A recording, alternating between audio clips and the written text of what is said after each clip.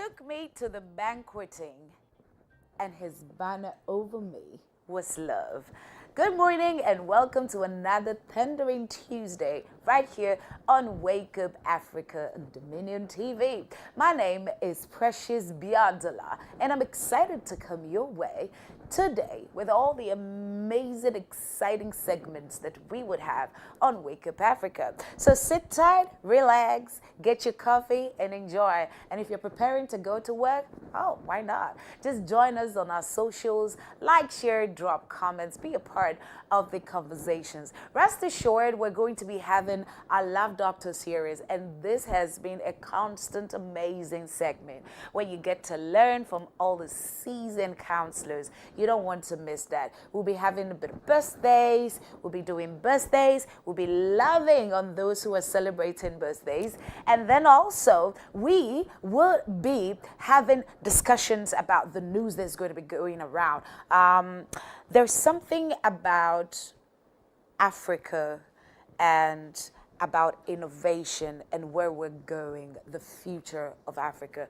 Lots of young people are getting entrepreneurs and becoming entrepreneurs and trying to do right by themselves, by God and by country. But where is that going? How is that looking for Africa? That series or that conversation is going to be had today about innovation and how to move on and forge on here in Africa. You don't want to miss that, especially if you're somebody who is interested in business, right? We're going to have health matters, okay? We started with STIs, so today we're going to debunk all the crazy myths about STI. You want to learn, you want to unlearn, you want to relearn. That's how to go. Alrighty, now let's get ready for the weather, and then after that we celebrate birthdays, get into some news. You know how we do. Join us on our socials. Don't forget that, okay? All right, so before we get into the weather, how about we celebrate some birthdays? Happy birthday to all the people celebrating their birthdays today. You know what to do. If somebody's celebrating their birthdays, send us their pictures, send us your message, and then why not? We'll be sure to celebrate with you. Let's get on with some birthdays, shall we? It's your birthday. It's your day, one day out of 365. It's your day, one day out of 365. Happy birthday. Ooh, to you. Happy birthday. Yeah. To you.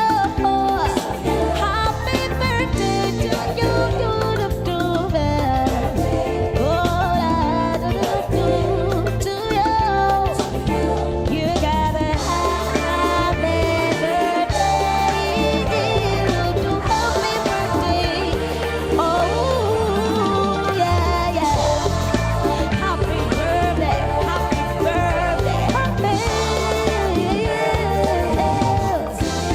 Happy birthday. Yeah. It's your birthday. It's your day, one day out of 365. It's your day, one day out of 365. Happy birthday. Ooh, to you. Happy birthday. Yeah. To you.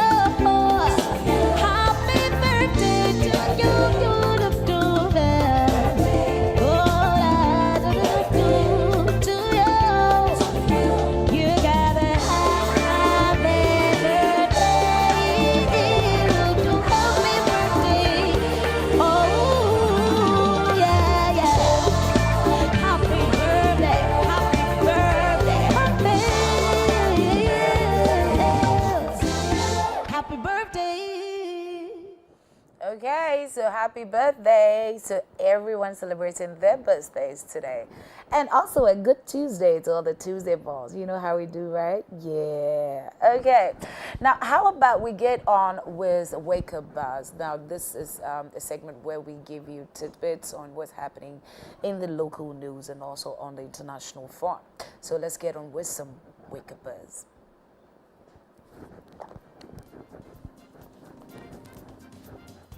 All right, so our first story for local news, 17 new cholera cases recorded in Winneba.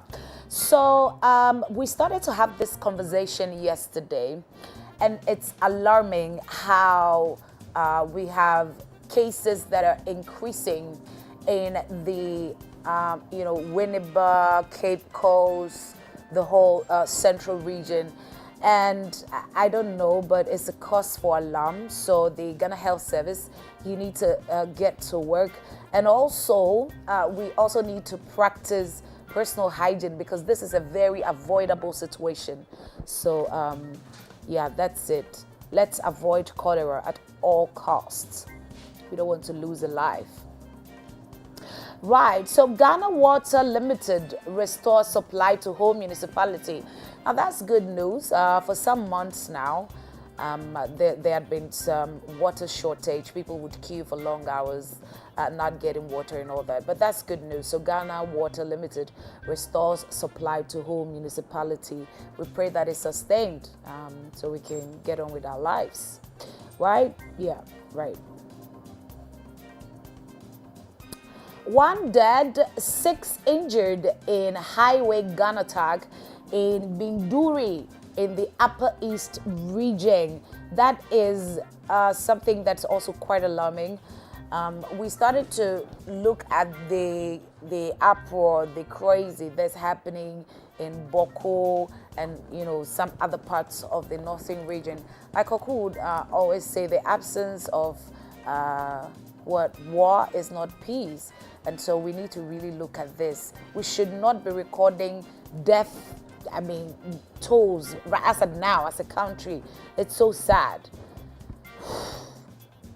Lord have mercy. Upper East region.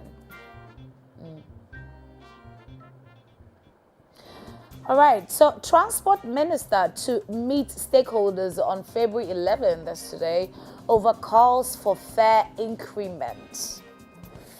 Yeah, because the fuel at the pumps have also increased, and so it's just over time that it will culminate into how much we pay. But we're praying that it will be a reasonable increment, and we should also see decrease when stuff also go right by pricing. We shouldn't always be seeing an increment, but it is what it is.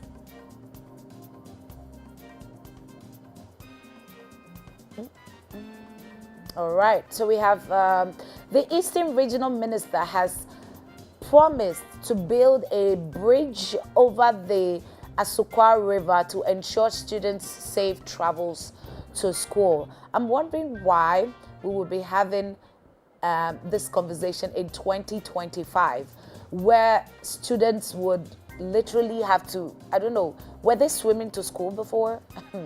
Asukwa River to ensure students have safe travels to school. I remember there was a story like that in the Volta region, Agado. Yes, that's the name of the place. Students would have to swim and get to school. And so because of that, they normally wouldn't go. Pregnant women would have to swim before they get to the hospital. Why are we having this conversation in 2025? Well, let's see what the Eastern Regional Minister would do. Let's get on with some international news, shall we? Well, the first story says UN suspends aid efforts following detention of staff in Yemen. Right. Aid efforts following detention of staff in Yemen. So as for the UN, okay, so that's the UN, right? Not even the US. Uncertainty surrounds school reopening in Goma. Well, you should expect that because you don't know when there's going to be an attack, there's going to be a bombing. People are literally scared for their lives. Why would students even want to go to school? If I were a student, I wouldn't even want to go to school because you may never know what will happen. You might tell your parents, I'm going to school, and then you might never return. But that is the effects of war. It affects everything: education, women, children. It's so sad. International news again. Jacob Zuma's party files treason complaint against AfriForum. Right. Jacob Zuma's party files treason against AfriForum. And then Uganda battles new Ebola outbreak and a vaccine hesitancy crisis. So Ebola, wow. But the question is, now that it's happening in Uganda, is Ghana ready? Because that's how this whole COVID thing started. We thought it was really far away. We don't pray that it comes around, but are we ready? Is Africa even ready for any pandemic at all? Ebola outbreak.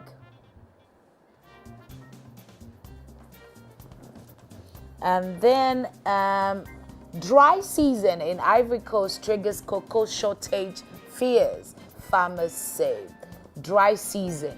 I don't know if they don't have any plans for irrigation, but dry season, my point is natural turn of events should not stampede the agricultural progress. We should have mechanisms, we should have systems where crops are still growing, they're still green, aside weather changes. I mean, dry season should not impede the progress of cocoa production.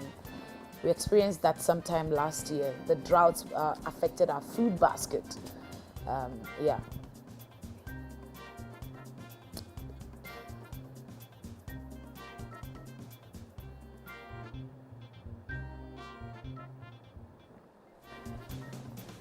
Great. So that has been the Wake Up Buzz, giving you, little tidbits on local news and then international news. Right about now, though, we're getting into the news review segment where there's going to be a deep discussion on some of the issues that are making news, right? So, okay, how about we get on with the weather? We haven't told you how the weather is going to be looking today, right? Okay, so let's get on with the weather, and the weather prophet is ready. Good morning, Mr. Solomon. Good morning, the precious one. Great. So, what should we be expecting by way of weather today and here in Ghana and other parts of Africa? Thank you very much. So, let me first greet our cherished viewers and listeners of Dominion TV this morning. It's the second working week, Tuesday 11th to the month by 2025, and we are looking at how the weather will for the next 24 hours for the entire country. Occasional sunny interval over the coastal this morning. Hot and sunny across all sectors of the country. Entire West Africa in the afternoon, later evening, into the later and late in the day, there will be isolation as lead coastal of like Ivoire, Ghana, and towns to Praso, to Baman or the eastern region, Samra Boy, Pristia Bogoso in the western region, in the western south, through Obuasi, Adanse Praso, Fomina Bekwai, and some places in the southern parts of the middle sectors or Ashanti may experience light to moderate rain activities in the evening before after 6 p.m. So today we are not expecting much. The rains will concentrate on more in the coastal belts than other places. So some parts of the West African countries and Ghana will continue to be dry and hazy throughout the forecast period. The state of the sea today will continue to be rough, so workers along and on the sea should take precautionary measures. Temperatures will range from 24 degrees Celsius to 33 degrees Celsius over the coastal belts, 23 degrees Celsius to 35 degrees Celsius over the middle sectors, 20 degrees Celsius to 37 degrees Celsius in the afternoon over the transition belts, 23 degrees Celsius to 39 degrees Celsius over the northern sectors in the afternoon. So the northern sectors will be quite hot today. So if you are planning to go there, try and take along some water, wear lighter clothes, and if possible, take your nose masks along. This is how the weather is expected to be for the next 24 hours. I'll keep you updated with any changes for viewers and listeners to be aware. Thank you very much, the precious one. Well, thank you so much, the Weather Prophet. It's always a pleasure to hear from you. Right, so with no pleasure at all, let's welcome Koku. The pleasure is all mine. I said with no pleasure. I still took it No, by force. they said real men wear pink. That's why you're in pink. Yeah. Yeah. I'm wearing it so that, I'll not be asked any gifts. For Valentine's. This is my gift to you people. I have gifted myself to God. If not that I love you, and the things I'll say to you. This is me. I am the gift to Yeah, the the world. gift. She says it's enough gift and overpayment for all. But of course, Yeah. alrighty. So, what's up next? Well, we had a great time without you. Yeah, without me. But I mean, there's never a better time. Yes, indeed. Right? To have you. See how special you feel. Yeah. Anyway, so Koku will be coming your way with media review. He will be getting into all the discussions about the news. How about we take a music break, enjoy some great music, right? And then after that, the next VCC will be Koku. Falling in love with Jesus was the best thing I've ever done.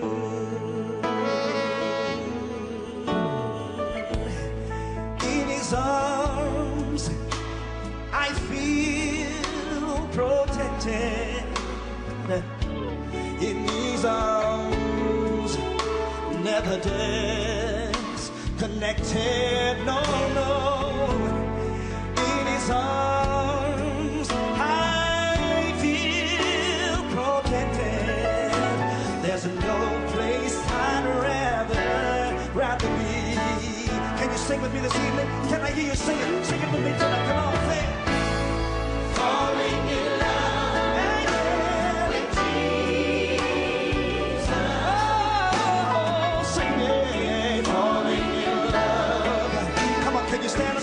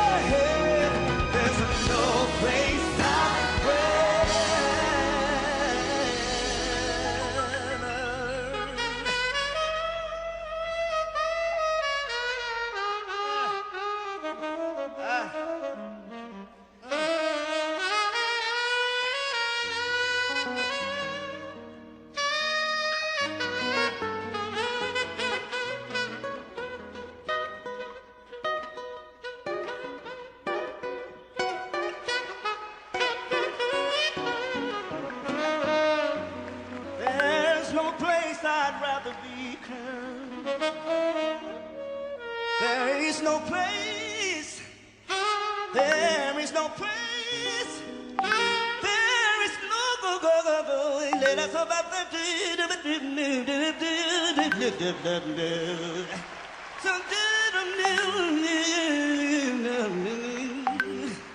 well, there's no place we'd rather be, Lord. For there's no place we'd rather.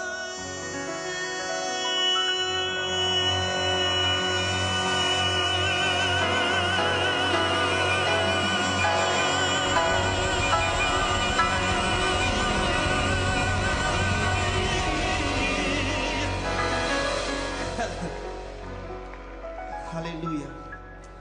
Hallelujah. Hallelujah. Hallelujah. Hallelujah. Falling in love with Jesus. Glory be to God. Falling in love with Jesus.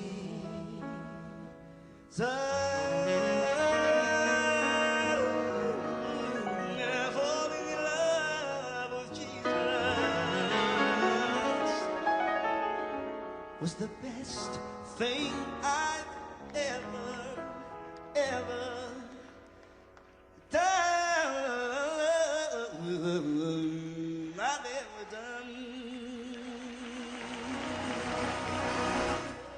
And there's nothing like good love, great love, and real love. The God love, right? Falling in love with Jesus is the best thing. If you haven't started falling in love with Jesus yet, you need to make that decision, right? Okay, so how about we get to people who are in love with sports, okay? And I know that we said that we're going to have the news review, but I mean, how about we tweak it a little bit today, Standard Tuesday, with some sports. And Callistus is in the house. What's up, Callistus, in Charlie, the building? all is well, Charlie. How are you doing? I'm great. This Friday is chocolate day. It's not what you're Yes. thinking. It's chocolate day. Chocolate. You only need to we give me get some it. chocolate. Sure, okay? definitely. Don't worry. Right. So what's up for today? No, a lot. Over the weekend, we had games from the Division 1.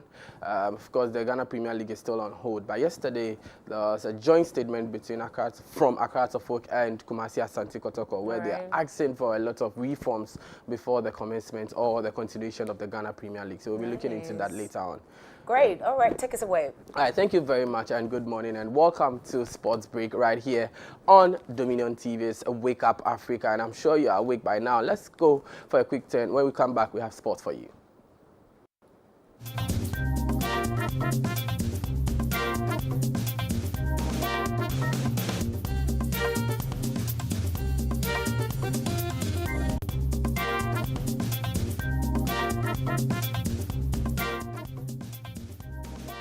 All right, welcome back, and there's a sports break right here on Dominion TV with me, Carl, the sports general. Now let's start off with some lunch. Good news for motorsports lovers as we have the 2025 MotoGP being launched.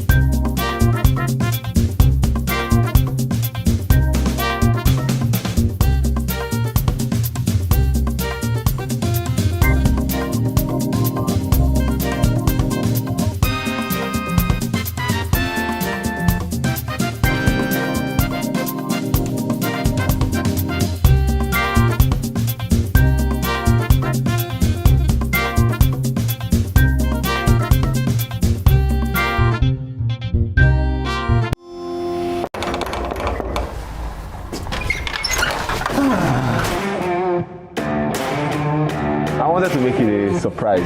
Why? I knew the dramatic appearance would excite everyone. I've been looking for you for a very long time. Why are you so intimidating? But you just complain that I'm fat. But you are fat. Here is my son.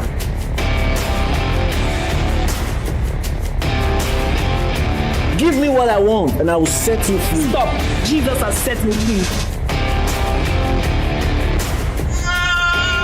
Yes, Lord.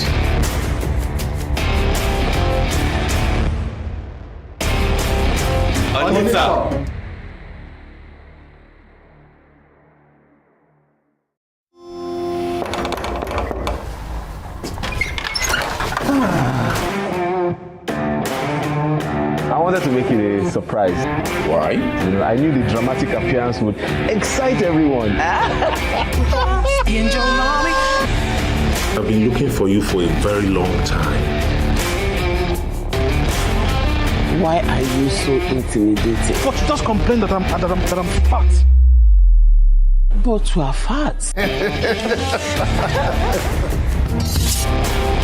Here is my son.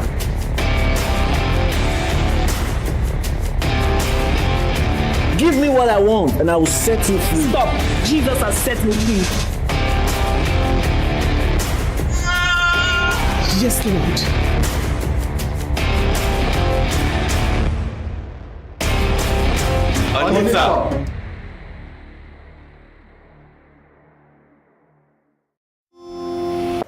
Have you ever questioned God's love because of your storm?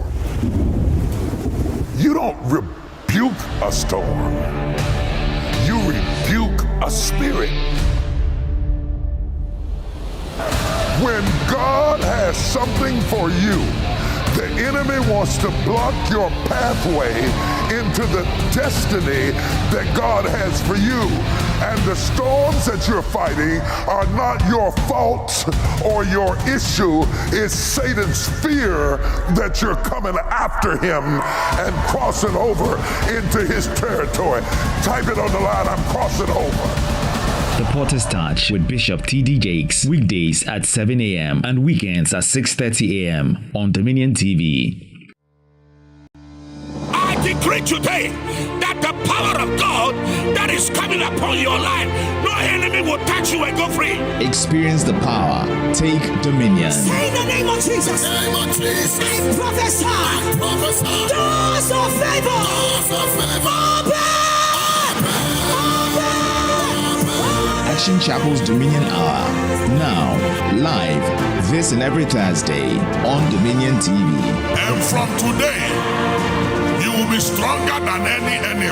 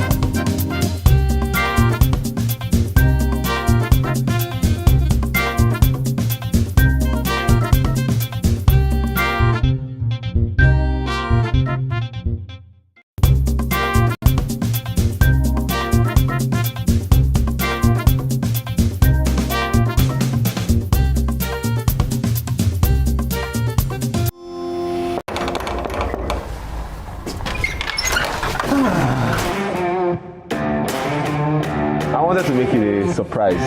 Why? You know, I knew the dramatic appearance would excite everyone. I've been looking for you for a very long time. Why are you so intimidating? But you just complain that I'm fat. But you are fat. Here is my son.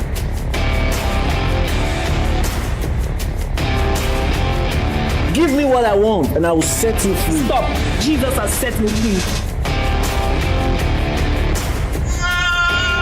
Yes, Lord.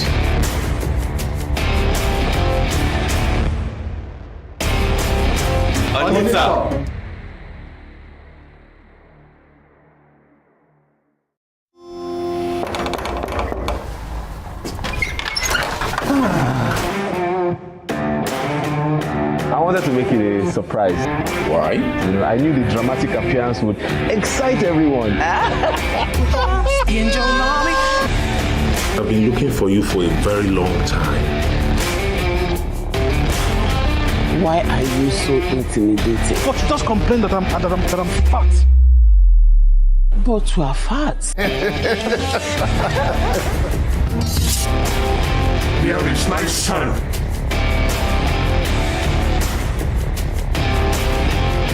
Give me what I want and I will set you free. Stop. Jesus has set me free. Yes, Lord.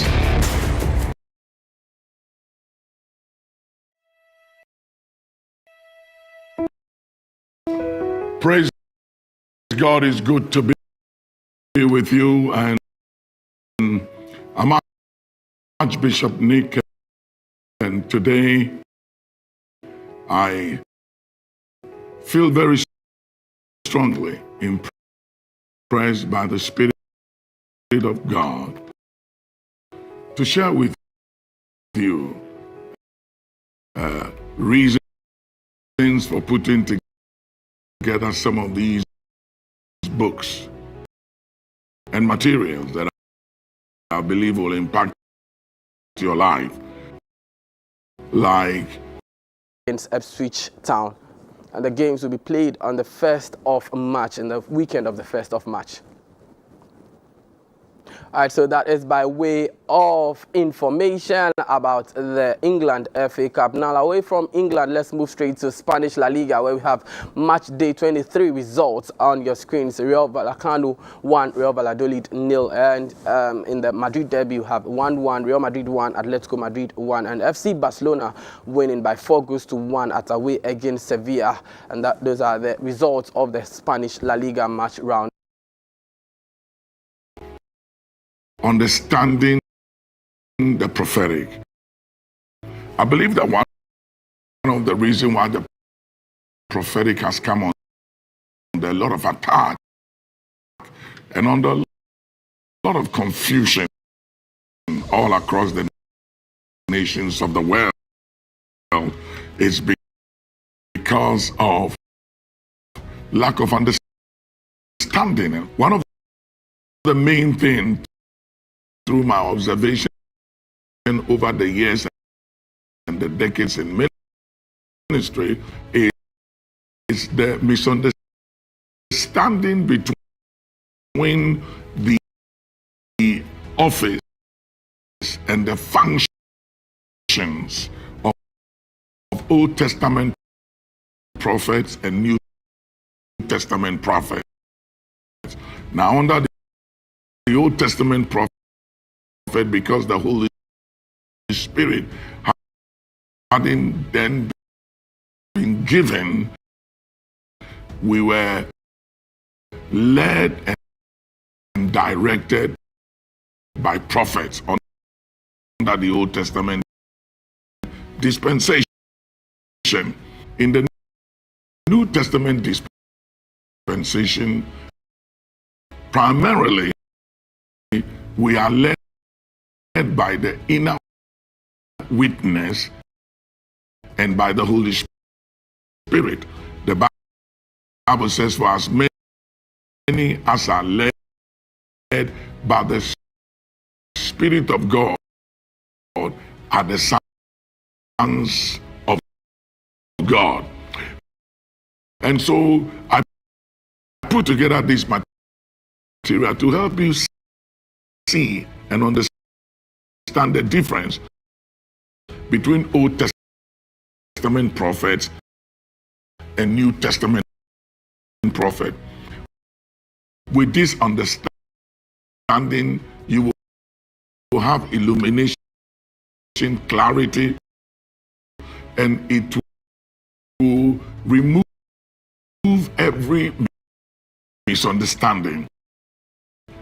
Whenever you see misunderstanding, is lack of understanding.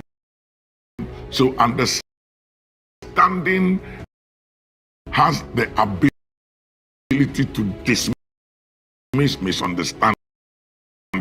I want you to get hold of this book, Understanding the Prophetic.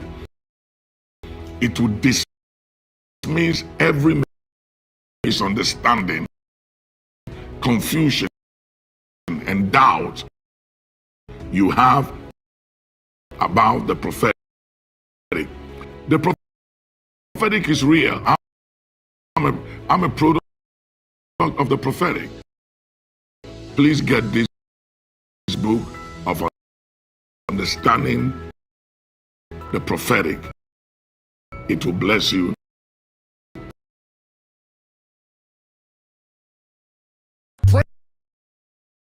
Prayer is a daily necessity for daily triumph.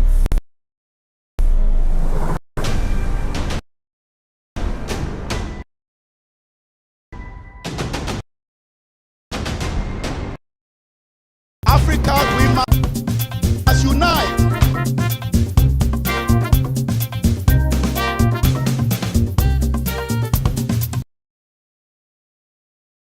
Juventus will host PSV Eindhoven, and then Sporting CP will play against Borussia Dortmund tonight. And tomorrow, Club Brugge will play against Atalanta. Feyenoord will host AC Milan, and Celtic will play against Bayern Munich. And finally, Monaco will play against Benfica. All right, so that is the fixtures coming up tonight, and of course tomorrow in the UEFA Champions League. Remember, this is the playoff games where 8 teams will be advancing to meet top 8 of the league phase of the UEFA Champions League first round of matches, and we'll be looking forward to that in the round of 16. So kudos to the teams that will be playing tonight, and of course tomorrow, hoping for the best of teams to qualify to the next round of the UEFA Champions League. And on that note, we draw the curtains down today on Sports Break right here on Wake Up Africa. I thank you so much for having me. Yeah, all right. So thank you so much, Carl Kalistus. You know what to do. So you can always tune in here and enjoy some sports update. Up next is the news review, and Coco is fired up with his guests to bring you all the tidbits and every discussion that's needed for the news that's going around. We'll be right back.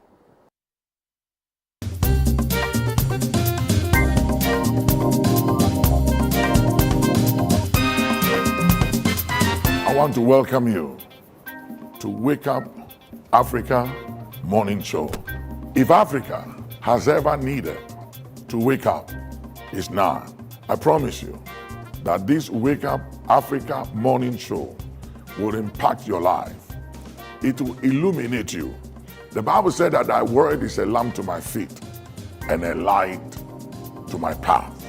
You need this insight. You need the understanding required to make all the difference in all of our lives.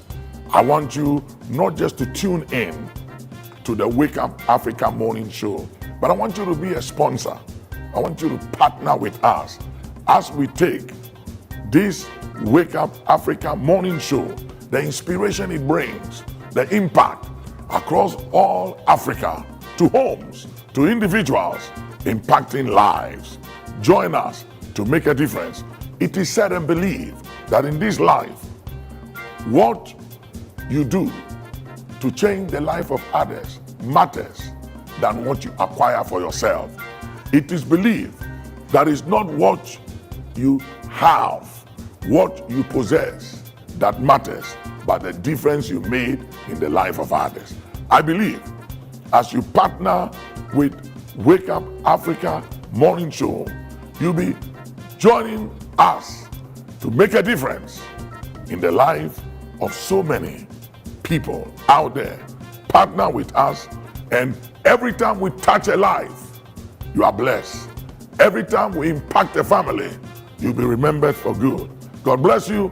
Looking forward to partnering with you and tuning in to Wake Up Africa Morning Show. An upgrade is nice, but a double upgrade is amazing. And that's how we do it. Upgrade today to get even more with Step Up. If you're on GOtv Max and upgrade to GOtv Super, you'll get way more with GOtv Super Plus. It's so cool! Get big value. Get big entertainment. Very good. Perfect! Upgrade and get even more with GOtv. GOtv. Love it. In times of change, when the world seems uncertain, and what we hear doesn't reflect what we see, we seek the truth. When we are told only part of the story, we lose trust. In moments of crisis, our dreams, hopes, and wishes for a better tomorrow depends on a free press. At Voice of America, we bring you the stories that people take risks to see. We connect the world and unite it with truth. At Voice of America, we show you the whole picture. Africa 54, in partnership with Voice of America. Weekdays, 8 a.m. and 3 p.m. Welcome back. Thank you very much for staying with us. We're grateful that you can join us. This is Wake Up Africa. It's live on Dominion TV. It's also live on socials, Instagram, Facebook. We're also live on YouTube and also X, My Dominion TV. You can connect with us, drop your comments, your thoughts, your submissions. You can also drop your questions. I'll share with our guests and, of course, share with the world. It's now time to do some news. Let's get into details even as they've come in. We started off by introducing them to you on Wake Up Bars. Now it's time to get into every other details that we have for you. Our guests are seated.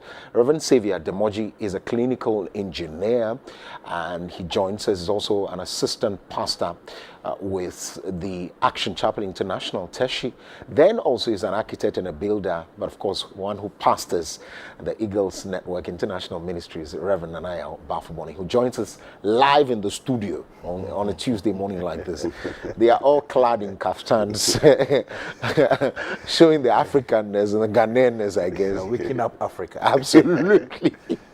Anyways, good morning, and thank you very much for your time. It's a blessed Indeed. Thank you for having us. Right. Well, we have quite a number of issues to delve in, right? Ranging from the Honorable Minister for Foreign Affairs inaugurating committees for 24-hour passport services, to sad news, 6 dead, 1 dead, 6 injured in highway gun attack in Binduri. There's also EPA to clean up all Galamsey polluted water bodies. A very, very Herculean task, I can tell you. The Honorable Dapamekpo is also taking responsibility for vetting chaos. There's also a fire engulfing warehouse in Tema industrial area. Ghana is also no longer a safe haven for corruption, says the President of the Republic of Ghana, His Excellency John Dramani Mahama.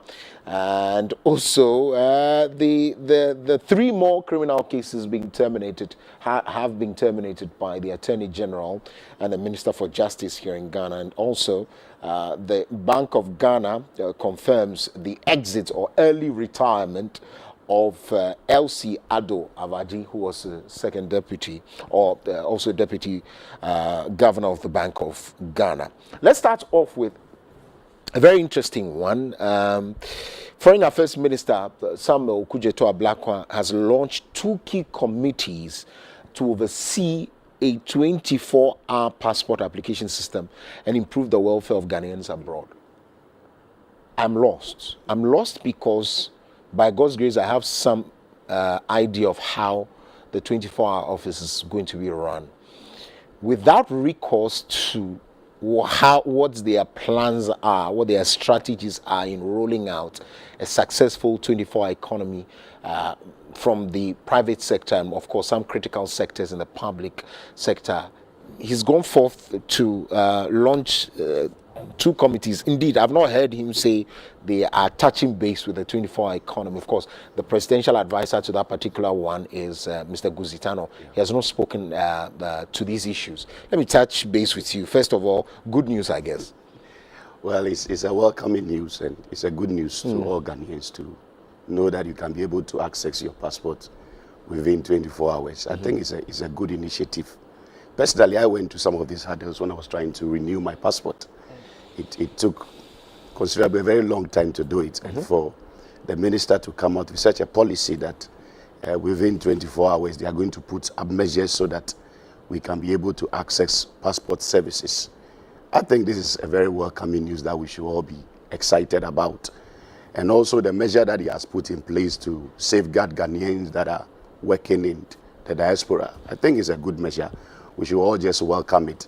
With the passport coming in, and then there will be a courier services to deliver passport to you in your home. I think it's very good, because it's very strange. Sometimes when you are trying to renew, you ask, you have your biometric data and everything, and you just have to go through the same procedure again. I think it's not the best, but for him to come out with such a good initiative as part of the government policies, I think is the best so far that we have received. I see. So there's a backstory. The Migration and Welfare of Ghanaians Abroad Committee, that committee will focus, according to the minister, on protecting Ghanaians working abroad, particularly those who have been exploited by unscrupulous agencies. And so that's the backstory, and of course the foundation. Yeah, I think they may comment, first and foremost, the president. You know, in Africa, it's not easy to find leaders doing what they said on the campaign trail. So at least even to apply it in one sector of the economy, I think gives a very warm feeling to the general Ghanaian populace. So it's a good thing, and I think, like Reverend Xavier said, it will also help to cut back on the delays in the system. I think the bottleneck should be looked at. These intermediaries, guru boys, and then the inefficiencies with the technology, and books have run out and they have to go and print them in China, and all those funny. I think we should deal with those internal matters first, and then see how it can dovetail into getting the service available for 24 hours. There's something the late Professor Atta Mills used to say, Zufiasm. We need to start some of these things from home. I think sometimes our laws does not allow us to defend even the welfare of Ghanaian workers within this space. We make laws like people can hire and fire for no reason. My wife was a victim like that of a company that the boss just decides, I'm cutting everybody's salary. Then you remind them that it's against labor law. It's okay, no problem. I'll pay what it is that you want to be paid. The next month they said, I've terminated your appointment. I don't have to give a reason. So I think some of these things must be looked at our legislative level, and let's iron those things out as we also try to see the welfare of Ghanaians in other places. I see the only bottleneck I see with fighting for the welfare of Ghanaians in foreign countries is that when you are going cap in hand to some of these countries, when they mess up your nationals, it becomes very difficult to demand justice. Because like they say, you strike his head hard and he's biting your finger because your hand is in his mouth. You know, so our diplomacy has to be very good so that we can resolve. It's not something we cannot do. I think, was it the Gambia or something? There was an issue like that. Yes. That I think that our former President Akufo-Addo was the Foreign Affairs Minister, and I think he did a great job to try and get some compensation. I think that when President Mahama also came, he did some work in that direction. And I think it's not being done, and so he's following up. The last I heard. Exactly, yeah. But I think that even for the issue to have come up, because it brought even some diplomatic tensions here and there, and there's an attempt to try and get some compensation for the victims, as it were. So it's not something that cannot be done, and we should my challenge with our country is that when we have a brainwave of a good idea, we don't think through it thoroughly. And even when we do, sometimes when implementation will go beyond the window of our duration in government, then we either do it in an ad hoc way, like we've done with health insurance, we've done with free SHS and all that. So in the end, we seem to be doing something that eventually didn't work or serve the purpose. So yes, courier service, all that will be done, but let's look at the potential bottlenecks so that when it comes on stream, it will come to stay. Like we had the Metro Mass things. How many of the Metro Masses mass buses do you see now? So I was quite surprised when I saw the electric ones being brought on by our former vice president, because we've bitten something, we've not finished chewing, and we are regurgitating it to go and bring something else in. So let's think through things more thoroughly, more carefully, see where the roadblocks and challenges are, and then creatively deal with them. You see, I tried to organize something from an eatery yesterday. Between when I ordered it and when it got delivered to me, it took more than 1.5 hours. And it's not like a meal, I'm talking about just a plate of salad.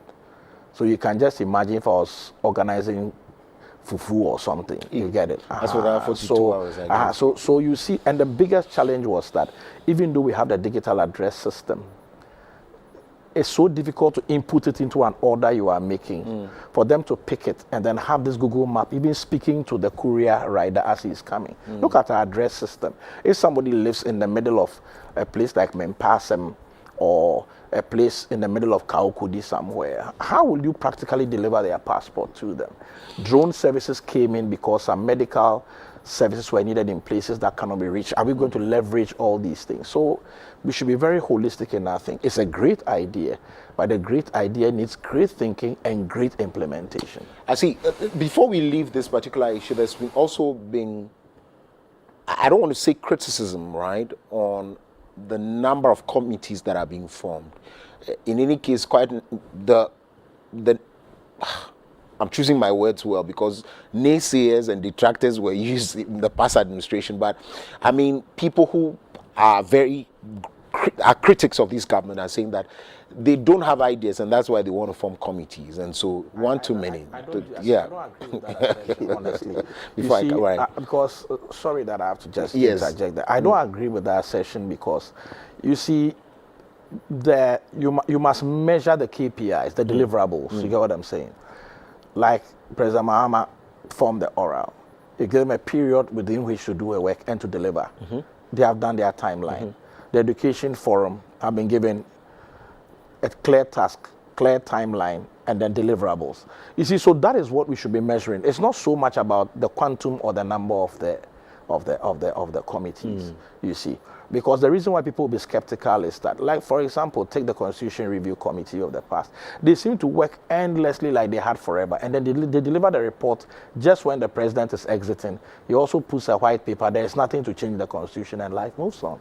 So you see, we must not set up a committee just for the sake of it. We must want to get work done. One guy asked me that, should our communication minister need to set up a committee? Why doesn't he just announce these prices have been reviewed? And I said no, because taxes are like tithe. It's always a percentage of the gross.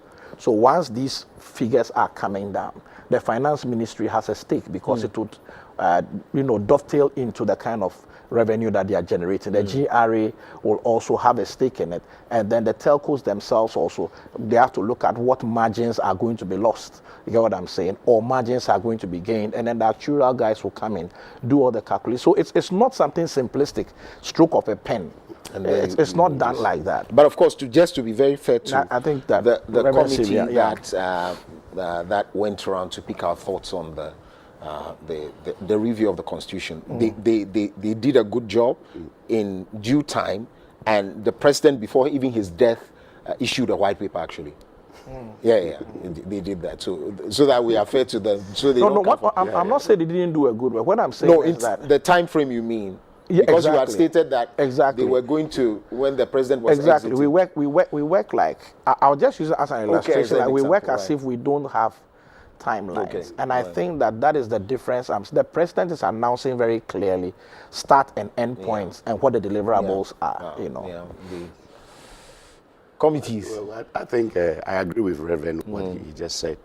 I think the committee just have to be measured on what's the time duration. It's not a permanent committee. It it works within a certain time or frame line. You know, the Bible even said that the multitude of counselors, there is safety. So they are just trying to gather information and see ideas to see how they can be able to implement their policies in the right direction. Right. So for those of you who think that committees are too many, one too many, please, you listen to the voice of the Lord.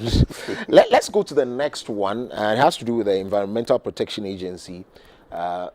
They've begun some work, an emergency effort to clean up Ghana's heavily polluted water body, citing the impact of illegal mining as major crisis. So look at this water on the screen. The EPA says, so according to the Chief Executive Officer, Professor Nana Amam Brown, Kluche, she said, and I quote, "We see this as an emergency situation to clean up our water bodies, which have been polluted by galamsey. The EPA is going to clean up our water bodies.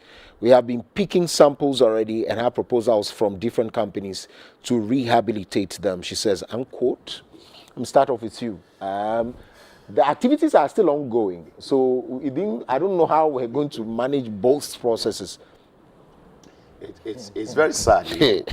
When I read the news, I was asking myself, where was the EPA when these galamsey activities were taking place? These are state institutions. Oh, to be fair to her, she just took over.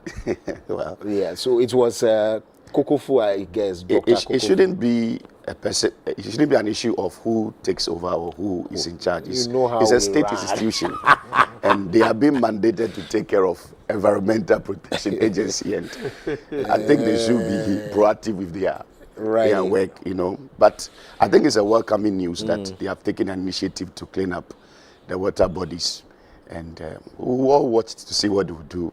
They've presented a budget. I think the government should take it up. I see. Because the issue of galamsey is something that is plaguing the country, and if the EPA has come out with an initiative to clean up the water bodies, it's a welcoming news, and I think we should all support them to succeed.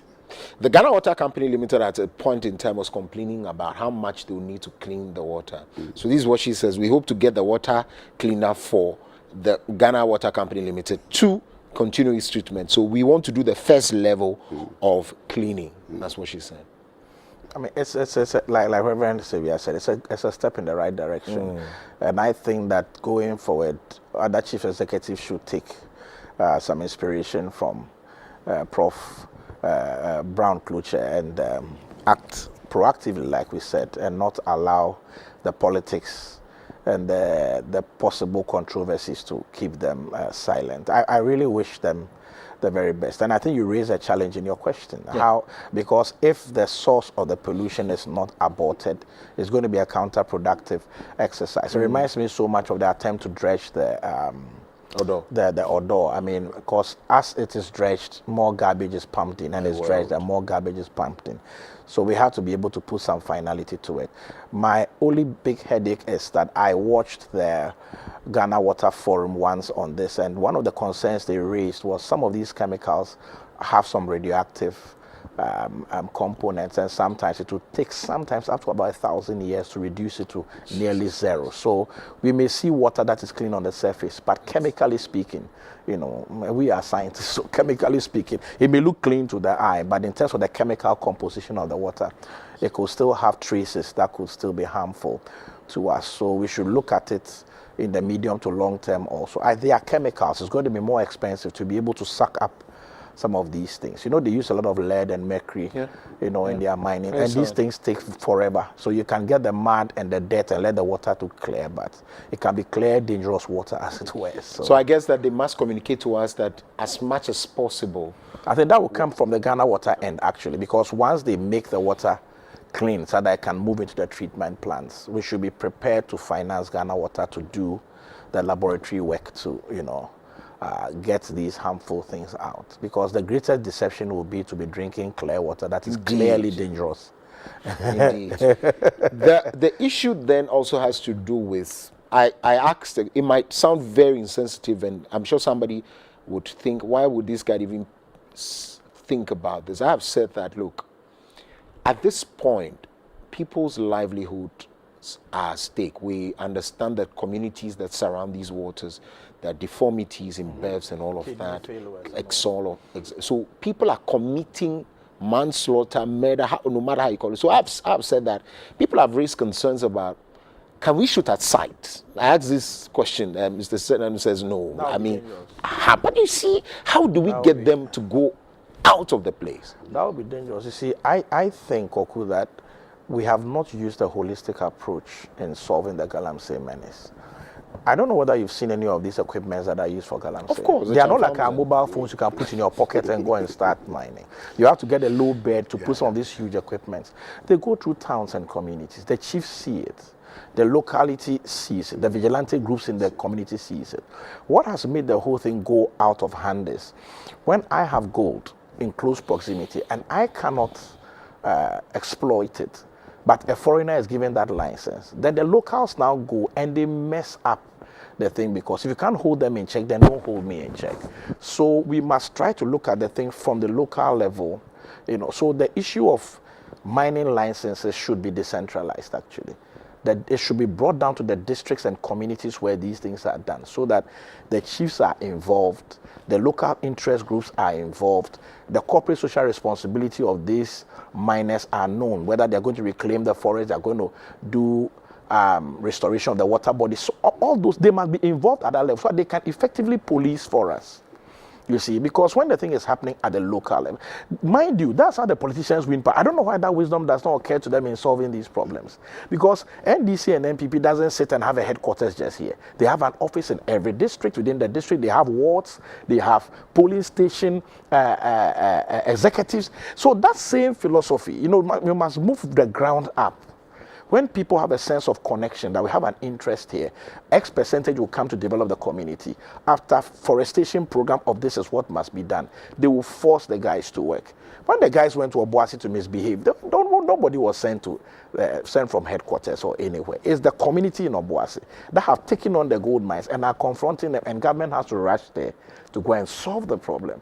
So it tells you the community engagement when we take it out and we sit in Accra with our ties, are not going to get anywhere. You understand? I think you straight bullets. I'm the one wearing tie here. So. Come on.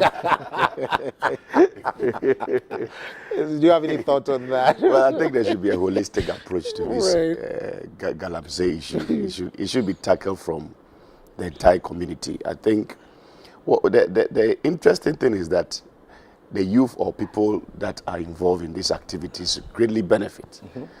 In fact, I know of someone personally that told me that, oh, it's better I go and do Galamsey than to do Uber. I've lost a few church members. So it's a very lucrative business and people are really benefiting from it. So I think the government should look at it in a holistic way. How do we do this to benefit, to create job avenues for all the people in the community? Because if it's just an issue of stopping it completely, they will still find ways to do it. Some people even go as far as midnight to do Galamsey. That means they are really gaining something from it. So all stakeholders within a community, from the chief, they should see the dangers that are associated with it. They should all understand that this thing is a menace. It's destroying the vegetation of the country. They should just take a holistic approach to the police. Everyone should be involved in the fight against it. And I think when we do this as a nation, it will help us. Well, there you have it. Sad. The beacon of democracy, the gateway to Africa, and our water bodies. I'm sure people are watching agape like, this is happening in Ghana? Yes, it is. Anyways, let's talk about something that has also become unsolvable. It's as though it's come to stay with us and we have welcomed it. The president of the Republic of Ghana has stated that Ghana is no longer a safe country for corruption, calling on all stakeholders to unite in the fight against this menace. This is what he said. It was stern warning, I believe, and I quote, "For those who think they can defraud the state and escape justice, let this serve as a strong warning. Ghana is no longer a safe haven for corruption." He said this yesterday, Monday, after receiving a report on corruption and related cases from the Operation Recover or Loot team, which he established and tasked with identifying looted assets by members of former President Akufo-Addo's government and recovering them. Well, corruption. You know, I would start by saying that there are two things I find problematic. Number one is that I think the president's statement is presumptive. Is it? Yes, because if you say it's no longer, then you are saying it will not happen. I don't think he has done enough, and the system has done enough for us to make that conclusion. So I would have preferred they said we would make sure Ghana is no longer. Then that will sit well because it's work in progress. Yeah, that's what he said. No, he said Ghana is no longer a safe country for corruption. But if I said we will make sure Ghana is no longer, then you are making a promise you are going to keep. If you say it is, because it isn't actually.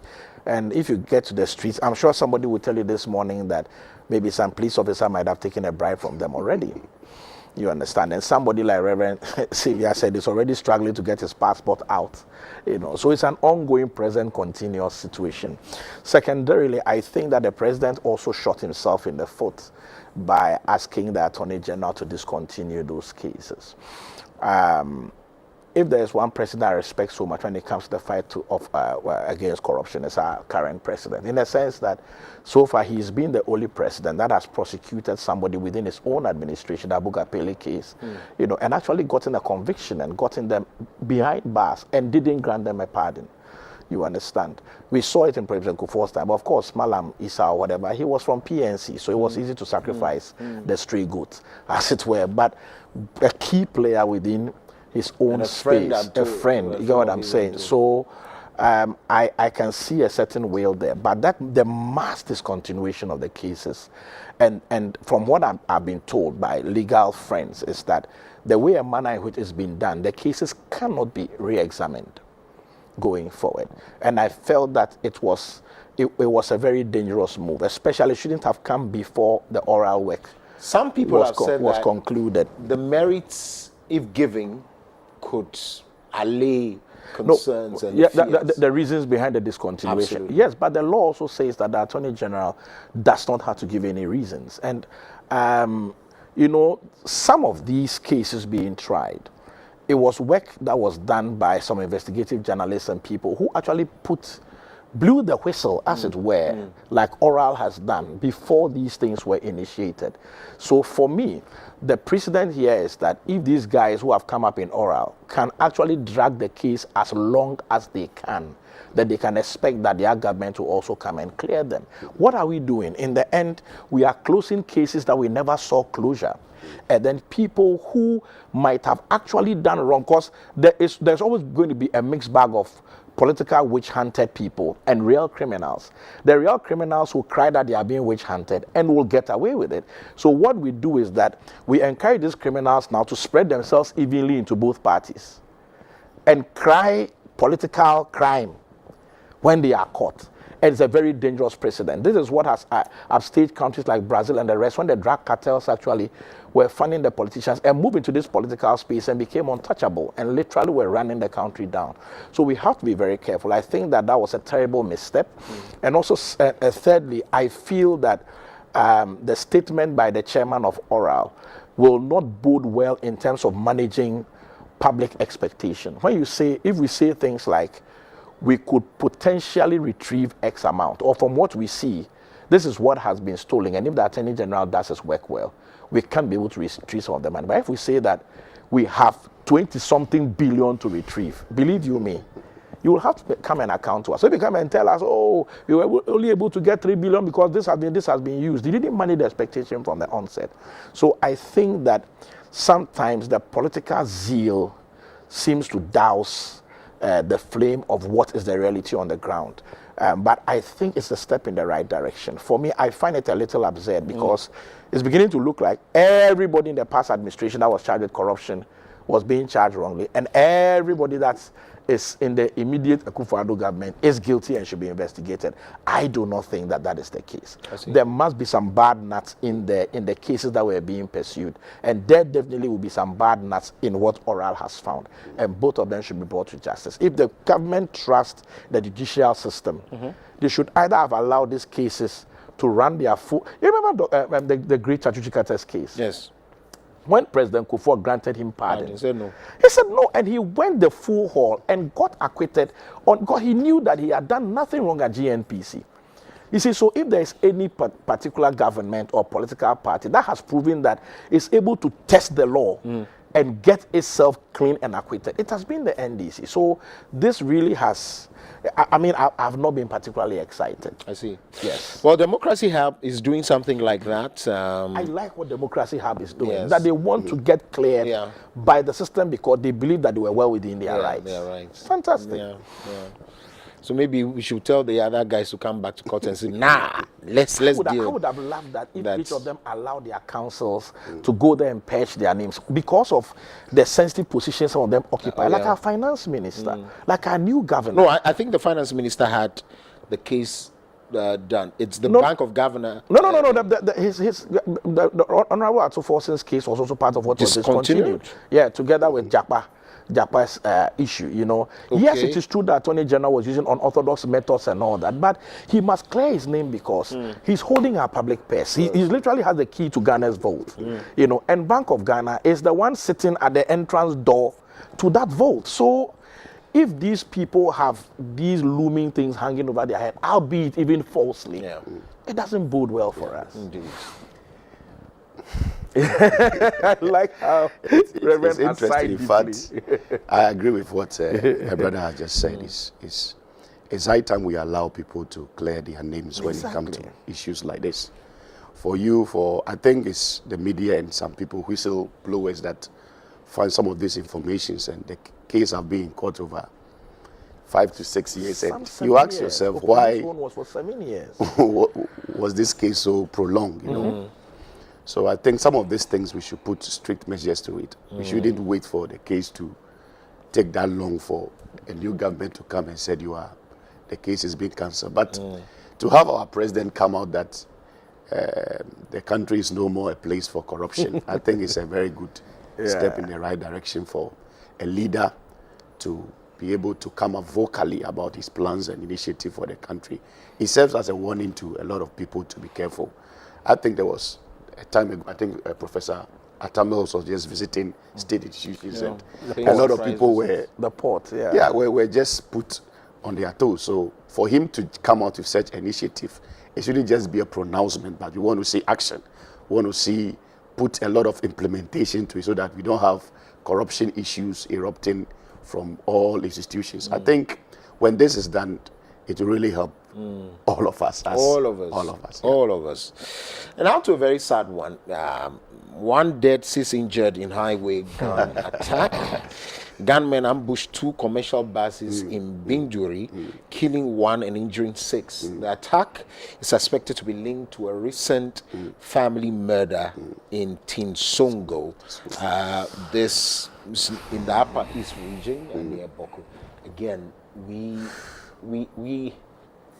there seemed to be a high level of, call it indiscipline, lawlessness.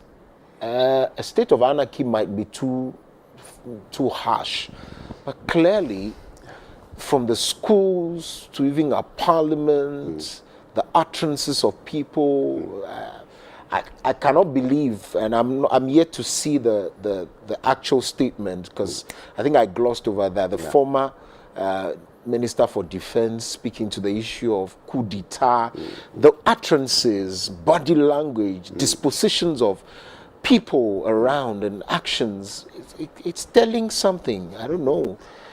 Well, the Gen Zs will say it's giving something. It's very sad how things are turning out in the Upper East region, Boku specific. According to the news, about 46 people have already lost their life as a result of this conflict. It's very alarming how things are happening. When you read the story carefully, it's a result of a retaliation, I think so, that when the woman and 2 children were killed. You see, these are basic things that are happening in the region. I think the issue have not been completely resolved. There is still pain, people are still hurt, people are still having a lot of pain in their heart. Because what I see is that when you touch my sister, I also touch you. There's always continual retaliation. So the conflict, even though we have police, military men doing all their best to resolve calmness, The issue is that there is calmness, but people are hurt. That is why there is not complete resolution of the issue. So I think with this issue, I think the chief should come in. All Christian organizations, the Islamic bodies should also come in. If they have to do a door-to-door, to me, it will help. Because if I am hurt, I witness the murder of my mother or my sister, and I think I also have ammunitions to retaliate, I will do that. So this issue have taken so long, and I think it is high time, not just the police and the military coming into calm situations in the area, but there should be a holistic approach. All bodies should come in. If they have to see families, talk to individuals that are hurt, those who have been plagued with all sort of murder and whatever, I think it will really calm peace in that community. I see. Yeah, I think, so I think that Reverend Xavier has highlighted that. I mean, the immediate past presidents used the influence of people like Asante Hene to, resolve this issue. So I think it's still there are still talks around that. So we need to look at the traditional angle, and then of course something like a national reconciliation or a community reconciliation thing to really get the grievances and let us see how the peace pipe can be smoked. But I think that there's something that the late Flight Lieutenant Rawlings always did when he came to the Northern Territories. He always used to push a lot of heavy military presence, and for some reason, he was able to curtail that. I think in our democratic dispensation, we have not allowed the military to really do some of these things that helped us. So if that can be done, the military presence can be stepped up. Because years ago, I did some projects in the north, and I asked one of the residents there why they seem to respect the military and not the police, that they even attack a police station, burn it down, and let the suspects go. And they said, as for the police, we know that they have a legal duty to arrest, to charge, and to prosecute. The soldiers don't have any police station. Now, when they see you, they are trained to kill. So we understand that when we meet them, we either will live or die. So I think when the military are there, everybody tends to control their temper, and then there's more of discourse. But they see the police as worst case scenario. He will just handcuff me, and then by much talking, I'll be released. So I think that if there's a certain kind of military presence and curfews and things also being used whilst the engagements are also going on, I'm sure we can make some headway. At least the military presence will curtail the retaliatory deaths and the death toll going up, and then the talking and discussions can bring a lasting solution. Alrighty, thank you very much, and congratulations as well. Bishop Herman College, the governor of the Bank of Ghana is from there. Oh wow! And yes, and also Honorable Anodom Press is also from there. Oh wow! You are proud of that too? Very happy. That is my mama. Oh, wow. Anyways, so Reverend Xavier Demoji. But you have not congratulated me. Oh yeah. Minister of Defense? Deputy Minister for Works and Housing, Gisela Tete, is my TA. No, we're doing senior high school. From architect. Oh, but it's a school now. No, we are only doing senior high school. And then Kwame Agboja Governance Honorable is also my 1 year senior in architecture school. I see. Yeah, so I also have, and then the boss of youth, the Ghana Youth Authority, right? Osman Ayariga is also my junior in architecture school. So we too. I know. You have our school.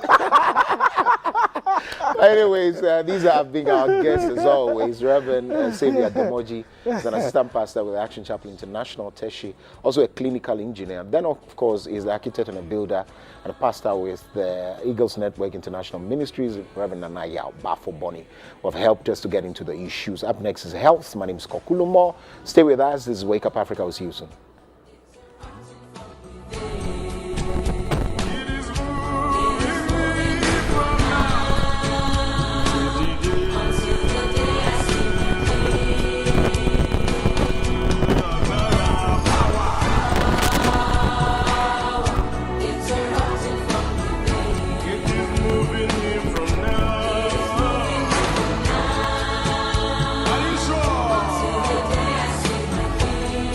One more.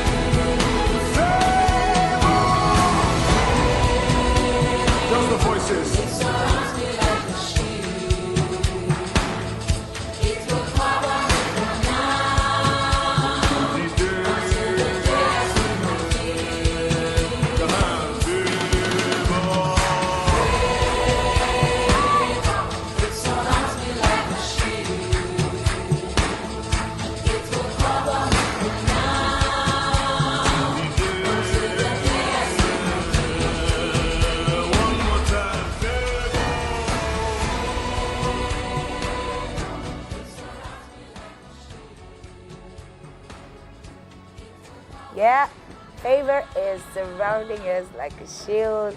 It'll cover us from now until the day we see the King. Anyway, thank you so much, Lawrence Ayo, for that beautiful music. It's making lots of impact. I mean, it's like the highest stream from like last week till now. Yeah.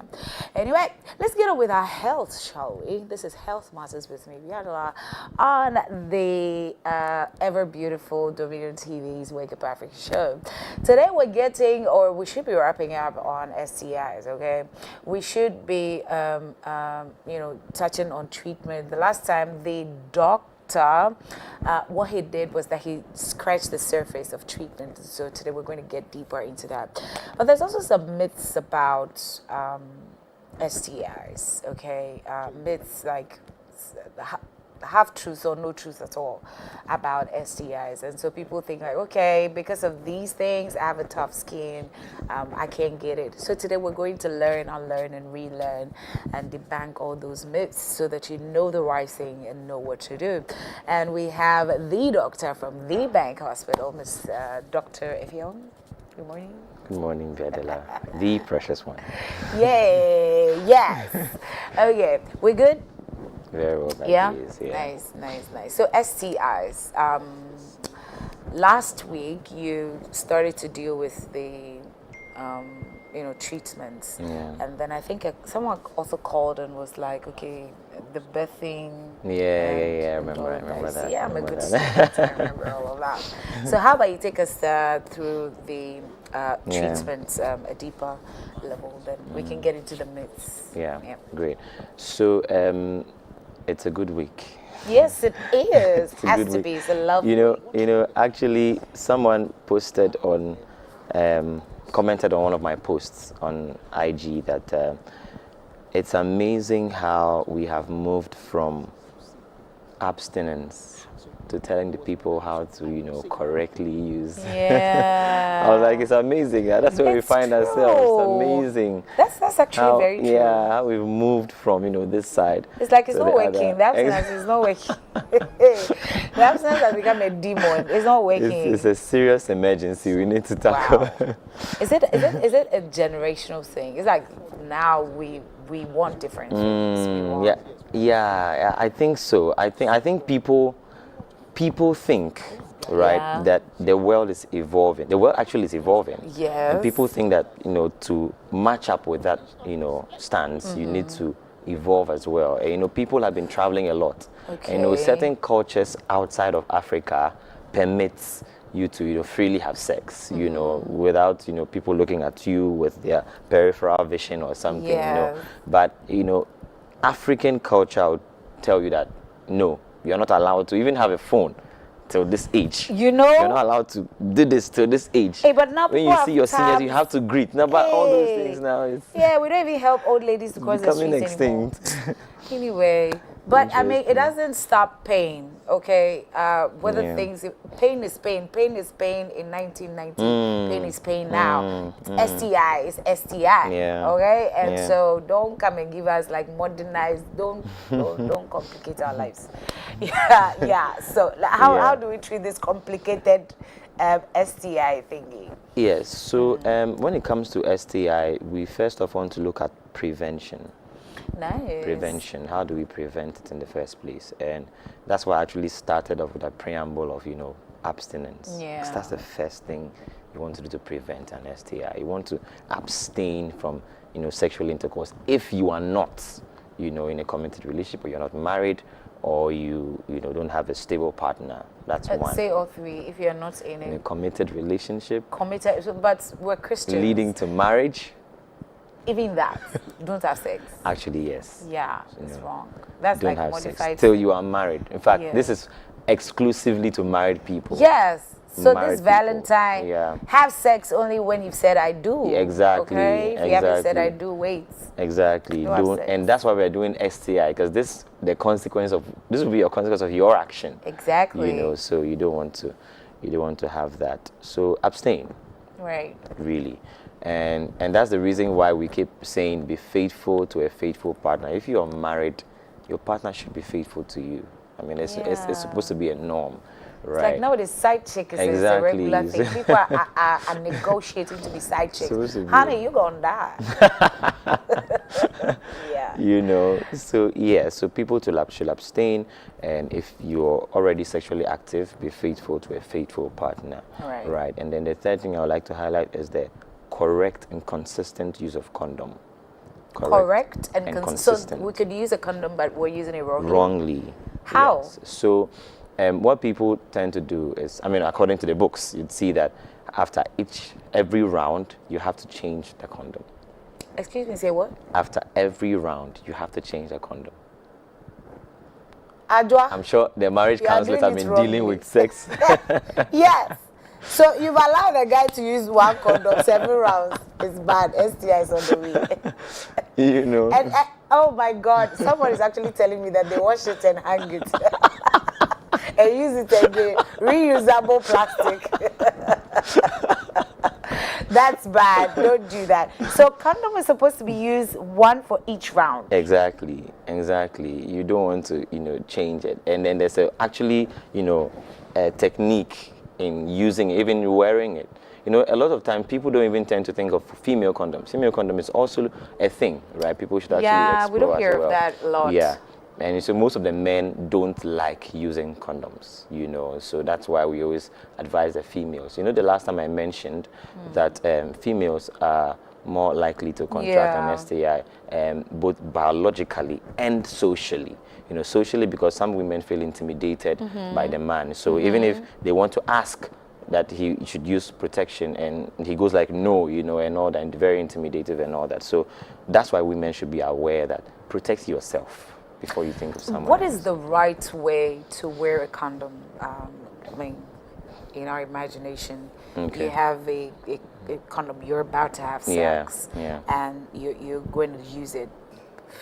What's the right way to fix it? So I think this would be better if you had practicalized. If I had exactly. Okay, but I mean, just to appeal to the imaginations of our viewers. Yeah. So the most important thing, I'll just highlight the most important thing, because after wearing it, everybody knows how to just slip it in, right? Yeah. But you want to ensure that there's a tip, right? So you want to hold on to the tip, because that's where the semen, resides when ejaculation takes place. So if you don't compress it so that you occlude that space before wearing it, you'd realize that it would form a balloon. So, and if there's a rigorous activity, it would break. And that is what now causes an STI if, one party is infected. Okay, so if you're wearing, you hold it like that? You hold the tip before you slip it in. All right. Do you get it? So you compress the tip and close so that there's no air in it, and then you start slipping it in. You just slip it in. Then when you're done, then you remove. When you are done, then you remove your hands. So it doesn't that leave a small room there? No, so it's rather when you wear it in without compressing, then you see there's a balloon formed in front of the penis, right? And that could break, during rigorous sexual activity. Just avoid all these things. Get married and have sex the right way. Exactly. Anyway, let me know.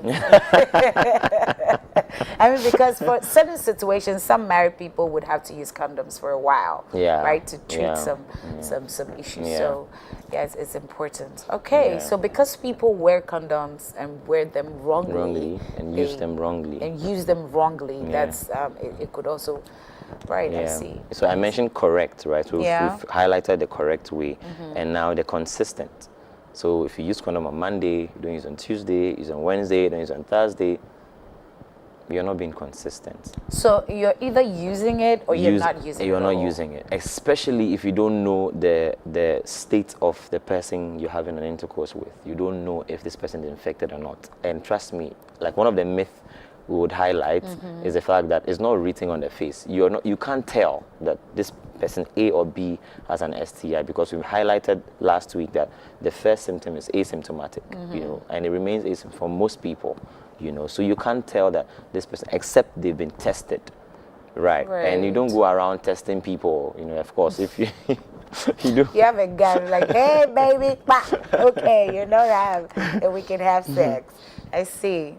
Yes. That's right. So abstain use condoms and be consistent with it? Yeah. Okay, what else? Yeah, because actually condom prevents, it does not entirely prevent an STI. Right. But it reduces the risk significantly. Right. It reduces the risk significantly. So I see. Yeah, so condom is one of the contraceptives. Maybe we should talk about contraception one day. That would be amazing. Yeah, how about we talk about it after STIs? Let's see how the Lord lives.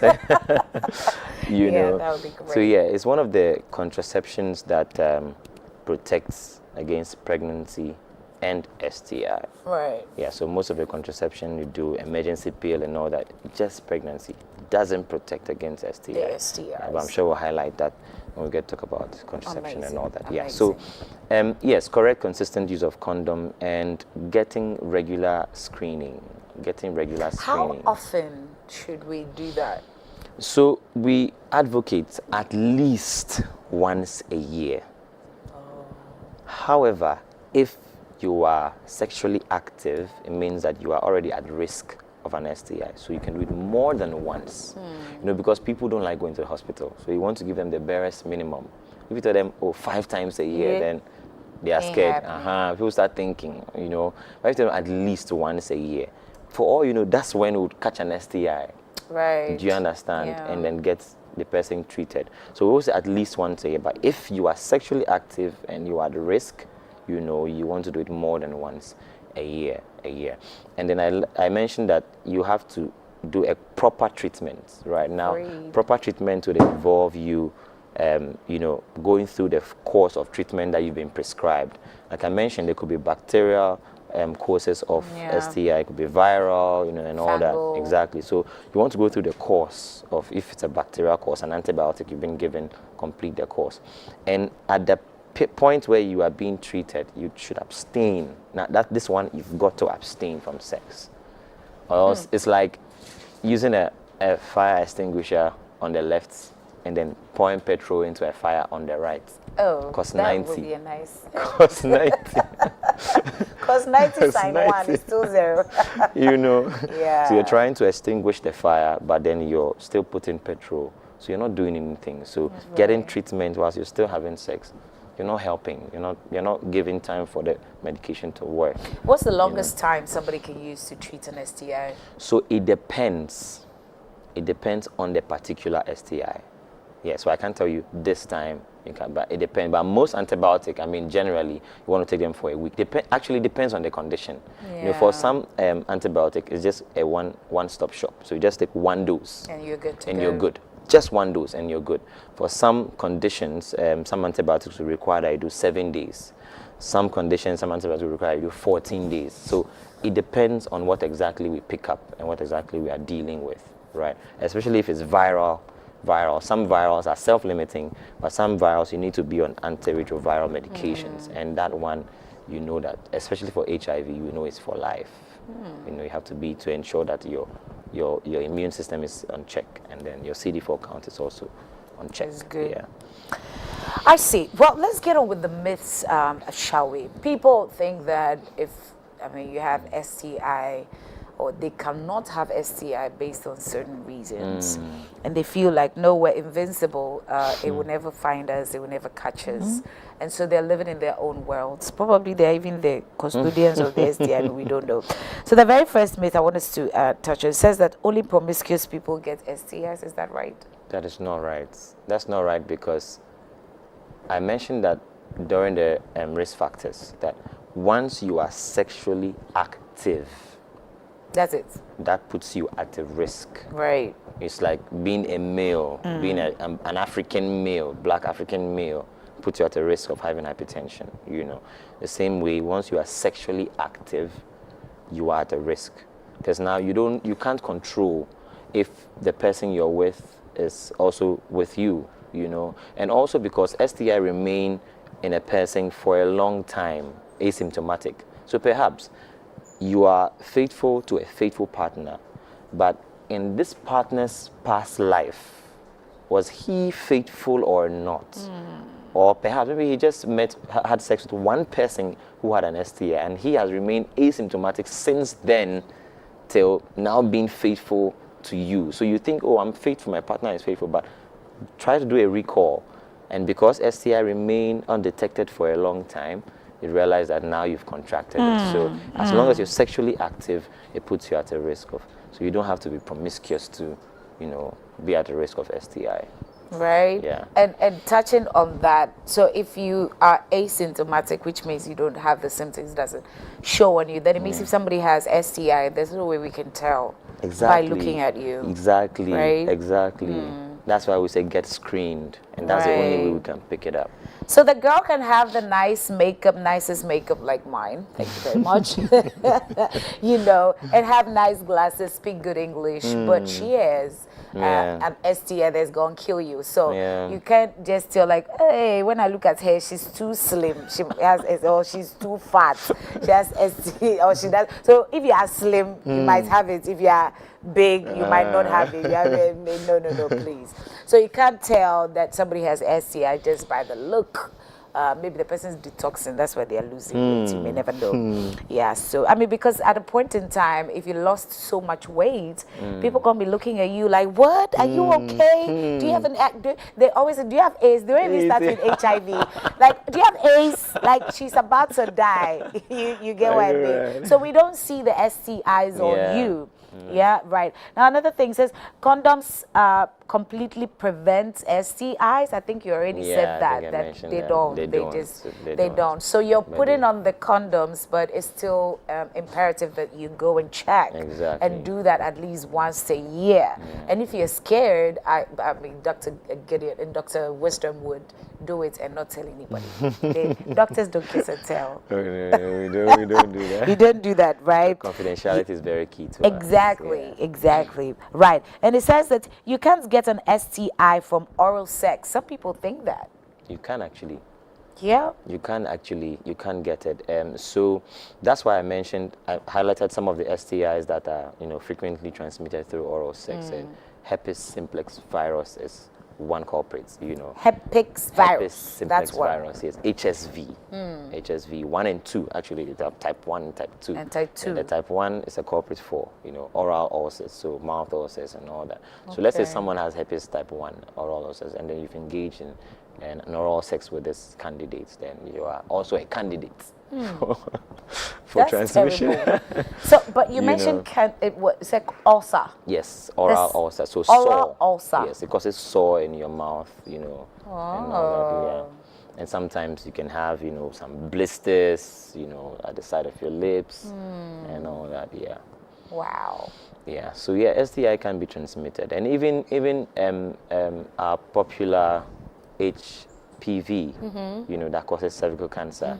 Yes, can also cause throat cancers. You know, was one of the debates at some time ago, how some people did a research on how, you know, long-term HPV, dormant HPV, can cause throat cancer. So yes, it can actually, in the long run, cause a throat cancer. I see. Yeah. So it's not just the missionary sex that gives the STI, but there's oral sex also gives us STIs.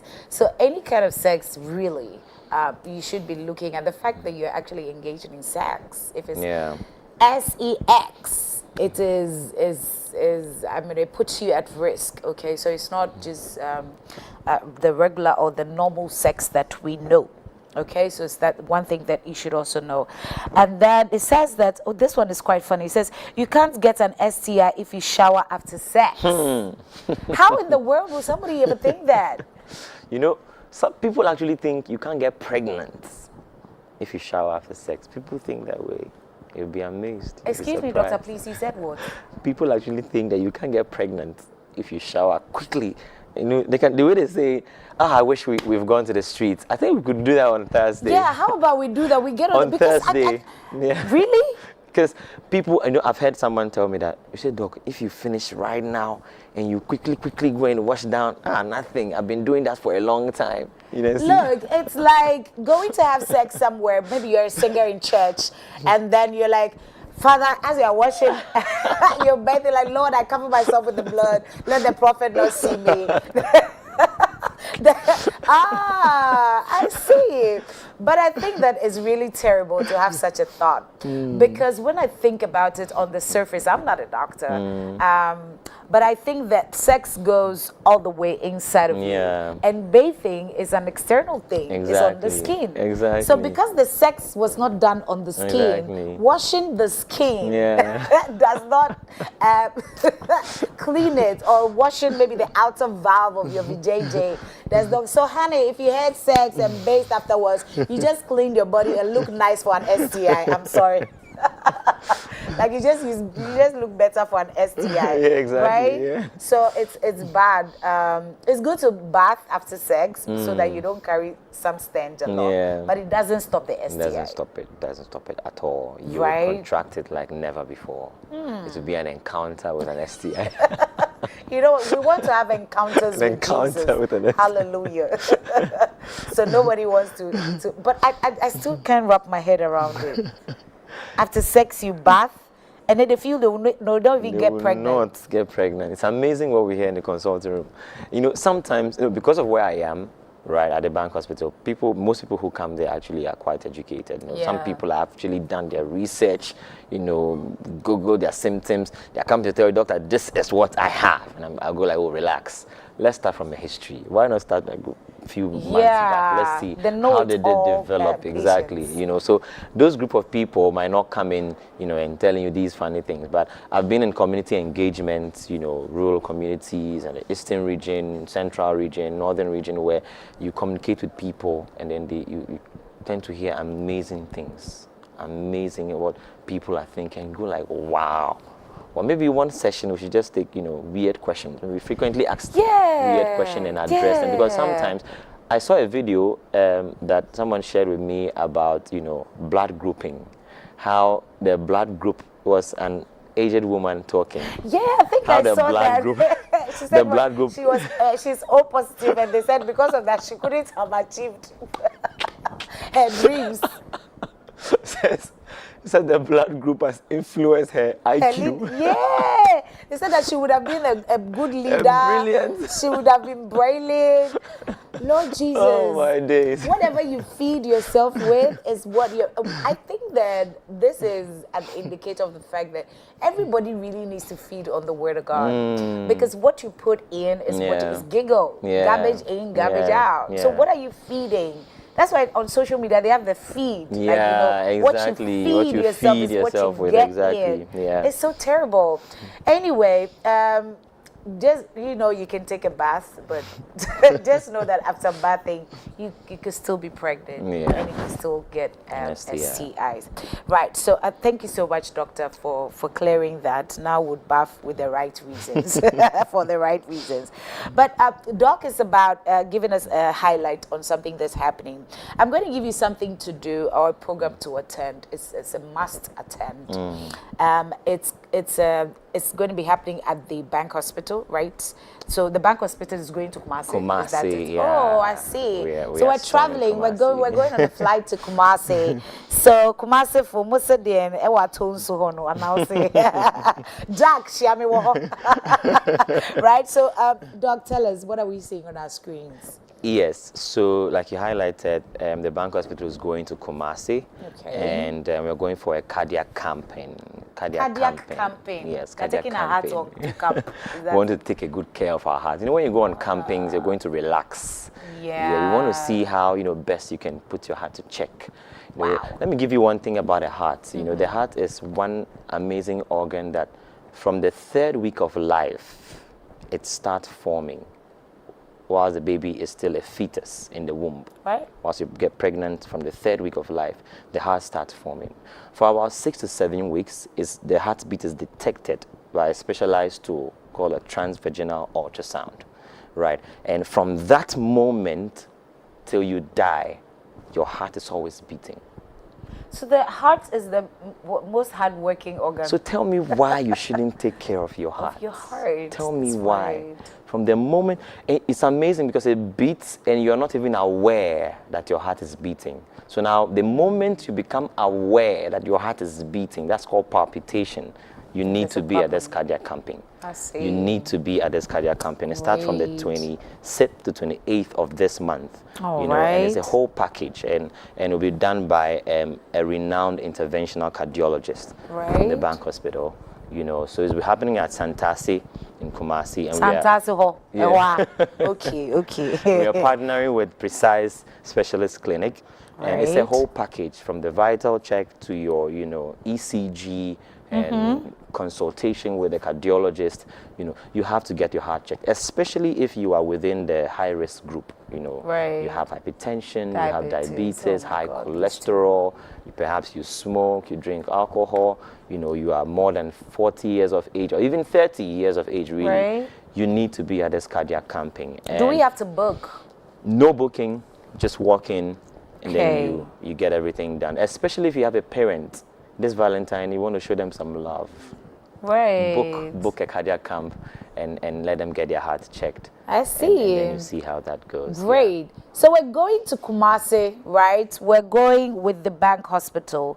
We're taking good care of your heart. You can actually come along with the Bank Hospital to the place. Like, take a trip with us to Kumasi. And we're going to experience world-class cardiac care with a highly skilled interventional cardiologist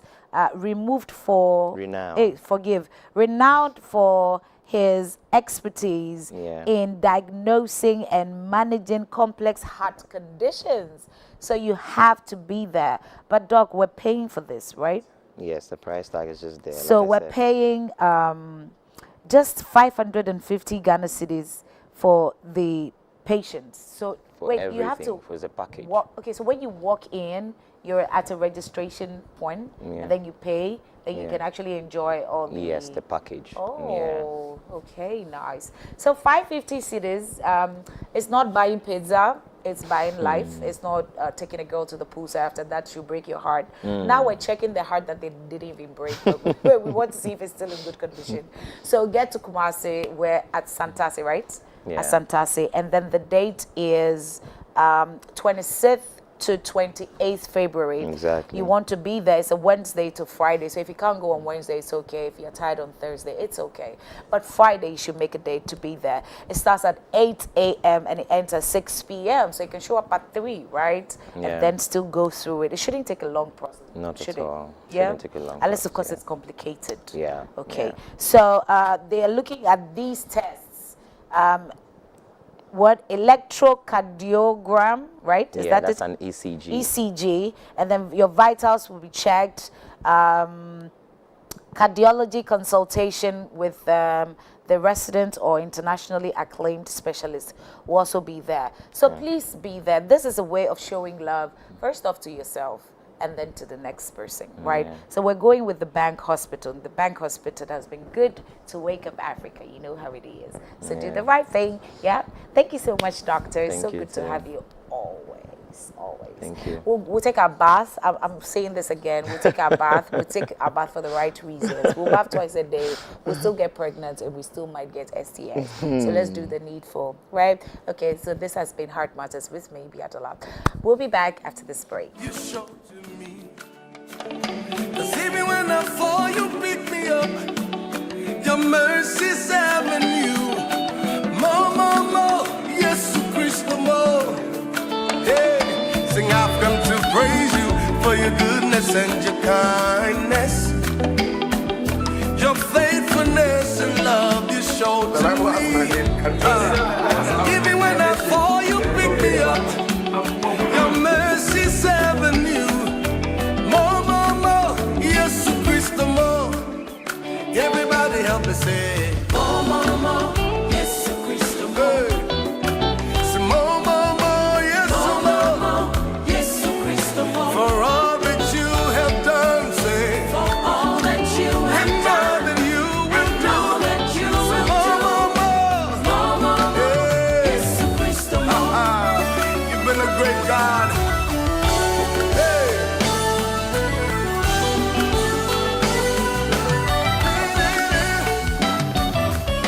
I testify one more time. Say, men rejected me, looked down on me, and said I wouldn't make it. but the one that lives in me is greater than he that lives in the world. He said you'll never leave me and never will forsake me.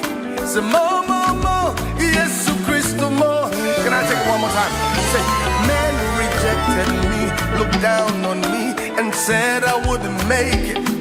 But the one that lives in me, it's greater than he that lives in the world. Said, he said you never, and never will forsake me. More, yes, Christo, more. Come on, play on with me.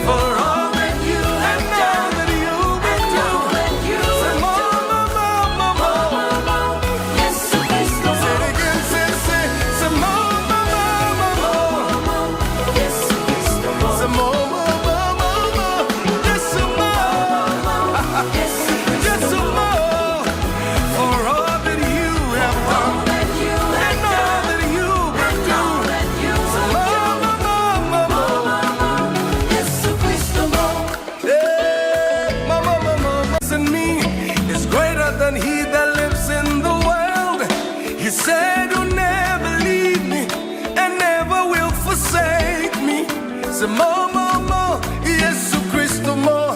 Can I take it one more time? Say, man rejected me, looked down on me, and said I wouldn't make it.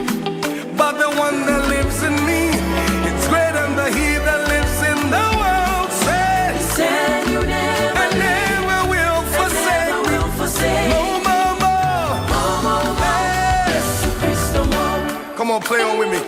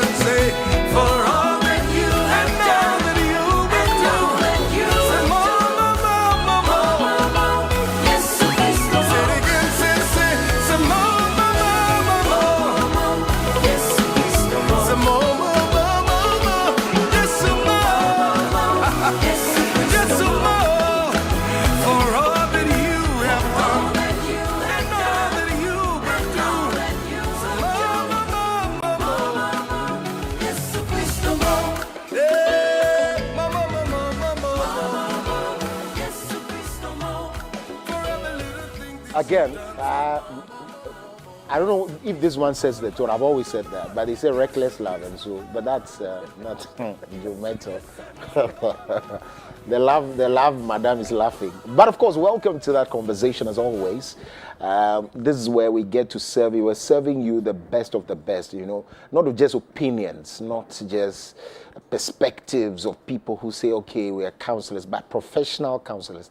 These are certified people who have gone to school, have gotten the certificate, and of course are doing it the right way. Welcome to the Lab Doctor series. My name is Kokulumov. There's also Biadela in the building, and so yeah, Biadela is here. She's in charge of everything love affairs at Dominion TV here. She has a department actually that you go to, and then you seek for counsel and all of that. But of course, our guests are seated, Mr. and Mrs. Ajabeng. They are here to do the Lord's work to help us get into something very interesting: red flags, green flags. Have you seen it? You didn't see it, or you glossed over it thinking that God will do his thing. Now you see. But you see, we are now about to reverse it. For people who are about to enter, we'll tell you about red flags and green flags. For those of you who are in there as well, we'll see how we can. The coping mechanisms are here. But Mr. and Mrs. grateful that you can join us. Thank you. Good morning. Yes. Again, forgive me. How long has it been? This relationship, this marriage? How did you start? Did you go into relationship before getting to marriage? Or because some people, they say 2 months, let's get married.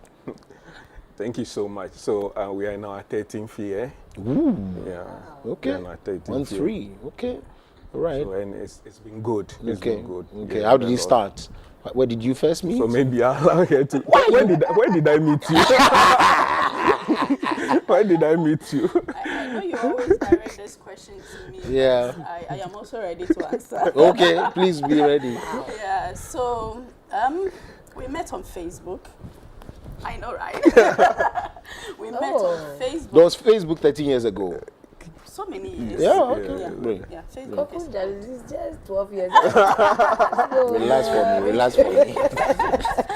We met on Facebook one fateful afternoon. Okay. I actually work with Gimpa, and one afternoon when I went to work, I was just scrolling through my Facebook, only to see this young man sending a friend request. Okay. And it was interesting. Like, I just looked at it. They're all the same. I know. Someone just sent friend requests and they're all the same. Then I just scrolled past him. Second day I came to work again. I went to look, he's still there. I said, no, I don't want to fall for this temptation. Ish. Then on the third day, I don't know what pushed me to just accept the friend request. And immediately I accepted, he was online too. Then it was hi. So from hi to the highs of the highs. Right. To the heights of heights. Yes. It doesn't mean you should be accepting any man. Exactly. Accept some. Yeah. We have got to show you, the red flags and all of that. I see. Yeah. I'm happy. Like, you're happy for them. Sister, relax. I'm really happy for you because this is something. It's like, can anything good come out of Nazareth? Facebook. Facebook has produced something really good, but I mean, there's also the other side of it, so you want to be very careful.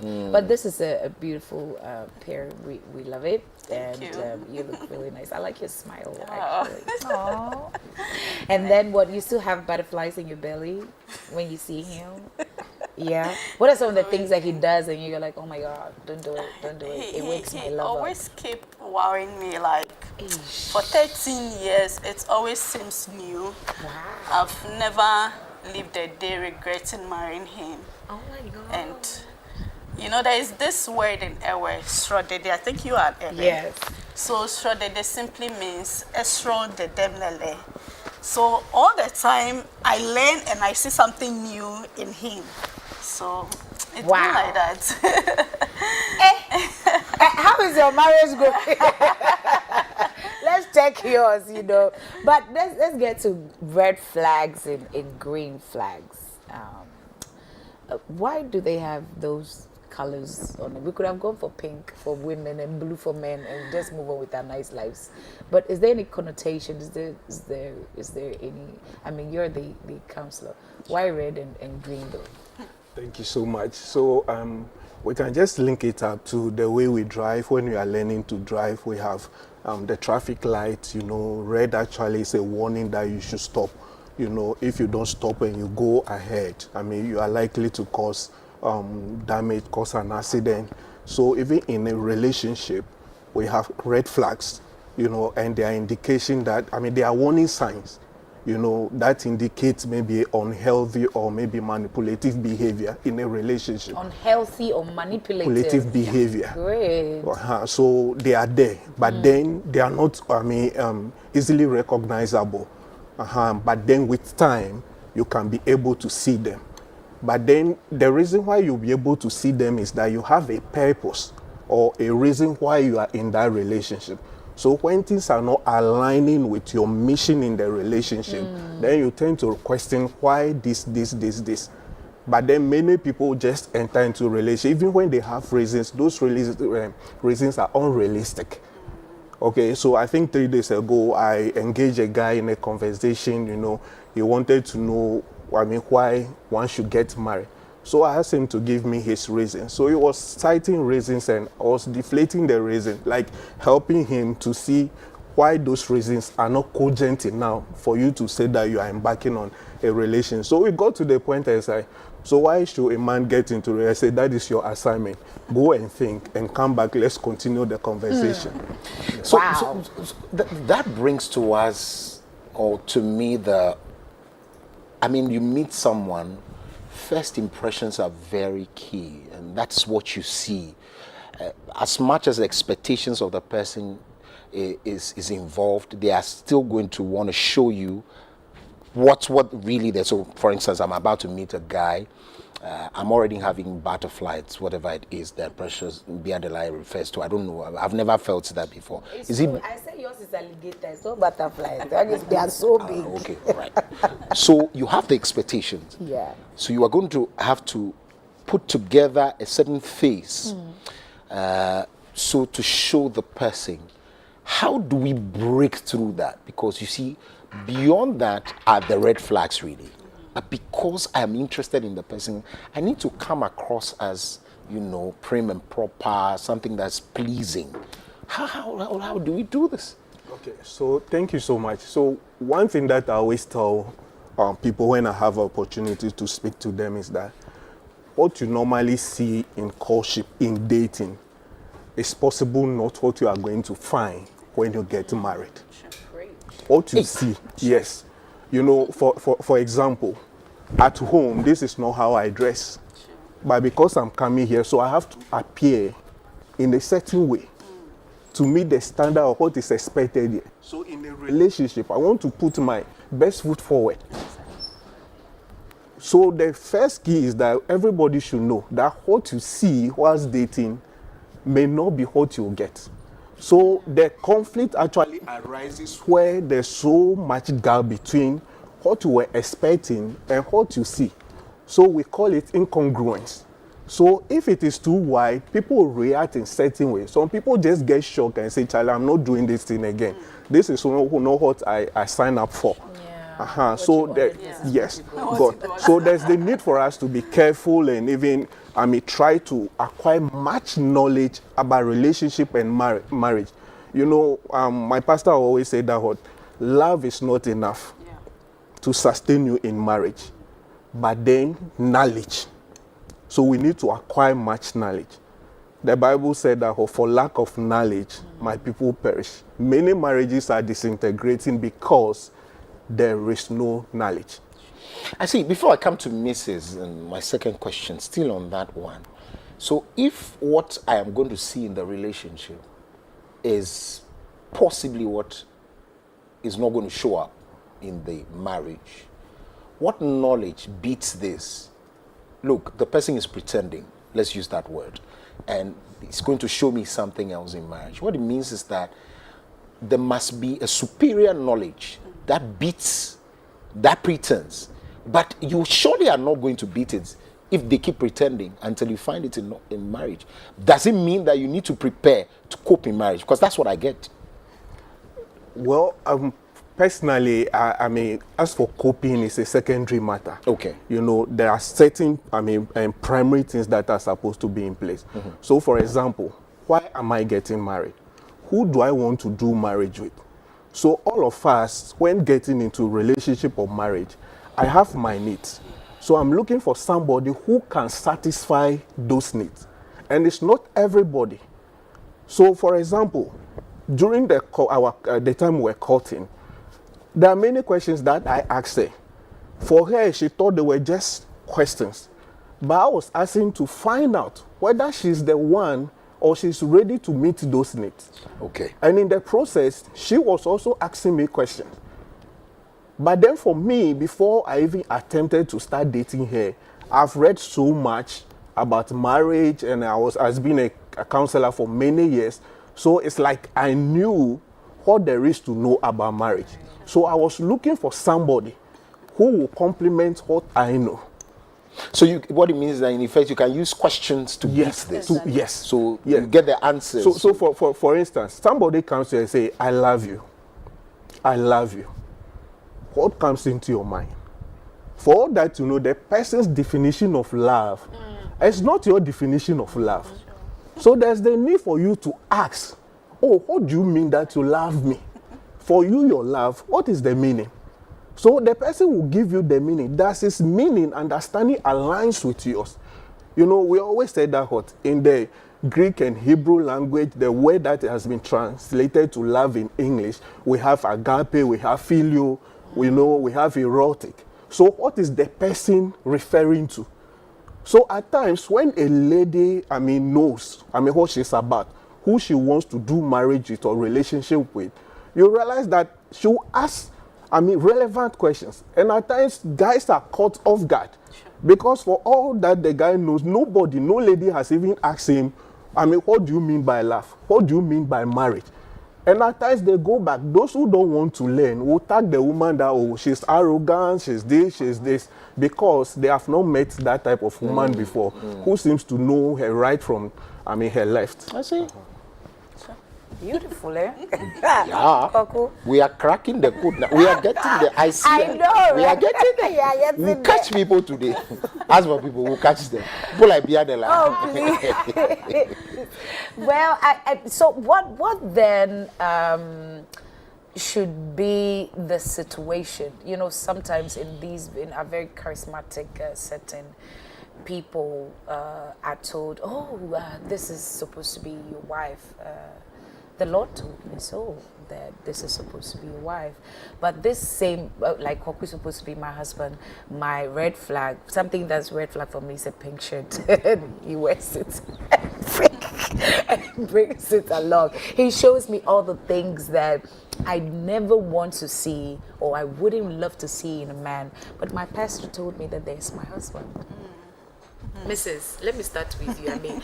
We are the people that normally the prophecies get to.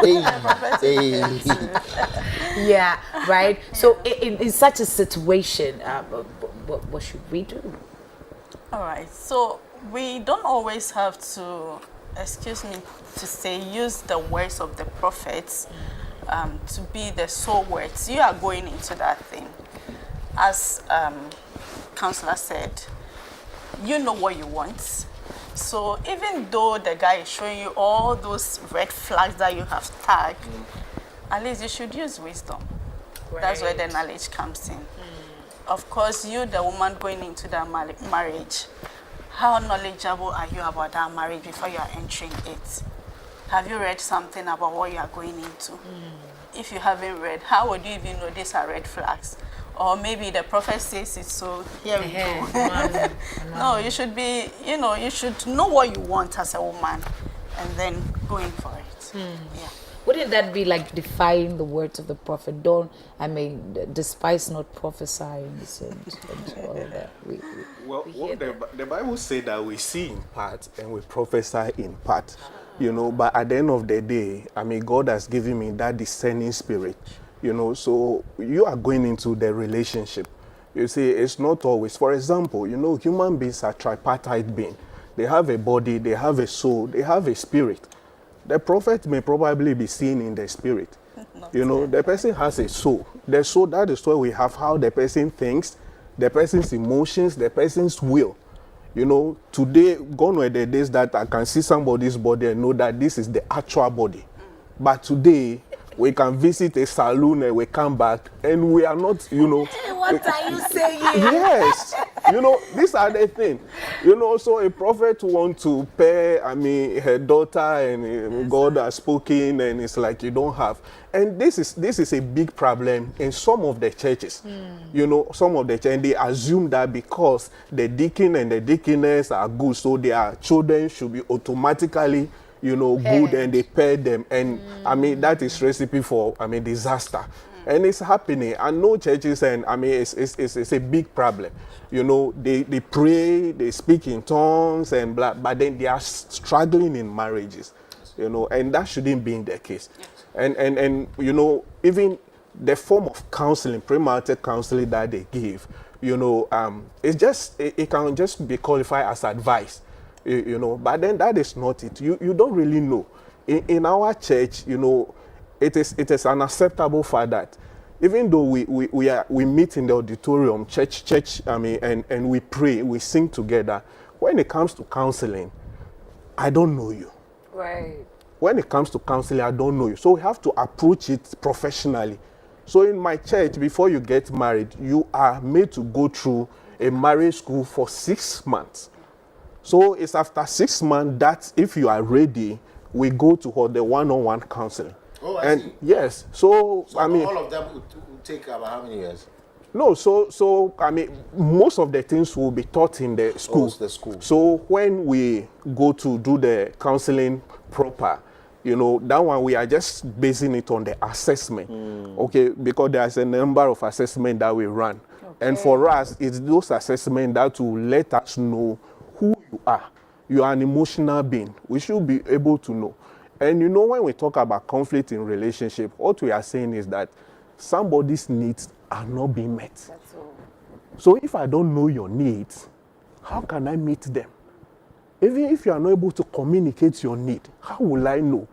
I'm not a magician. My wife is not a magician. So that's why even communication is key. Voice out your need. So we can talk about maybe fufu. Somebody wants his fufu to be soft. You know, here and here should be hard. How do you want yours? If my wife doesn't present it to me the way I want it, yes, she has given me fufu, but I will not eat it to be happy. So my need may not be satisfied. Yeah. I see. Very important. We're talking about red flags and green flags. We are getting into that, and we're going to be opening the phone line soon, so you can call us and let us know what's on your mind, whether or not there's a guy you're going out with currently, or a lady, and they are showing flags. They are waving the they are waving the flags, but you have closed one eye. They are pretending as though you are not watching. Yesterday, we were dealing with temperament. Yeah. It's clear in our minds that you cannot use it as a yardstick to walk out or walk in. It can't be managed. The case of red flags and green flags, can they be managed? Yes or no? They can be managed if the partners are open to talk about them. Right. There are some people that don't really know that it is a red flag because that has been their life. That has been their nature. Okay. And that could be as a result, like doctor said yesterday, the temperament, your innate nature. But then as socialization, your education, your life experiences, all of these things have impacted on your temperament to make you who you are presently.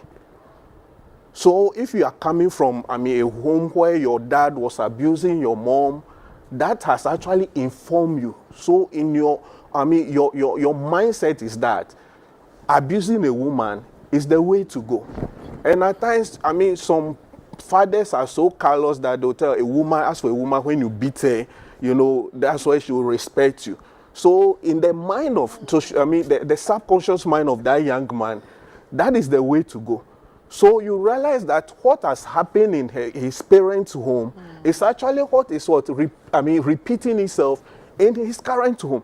So his marriage is not going to be different from that of. So he can meet with his father to discuss what is going. The advice that the father, I told you that when they misbehave, beat them. Let's go into it.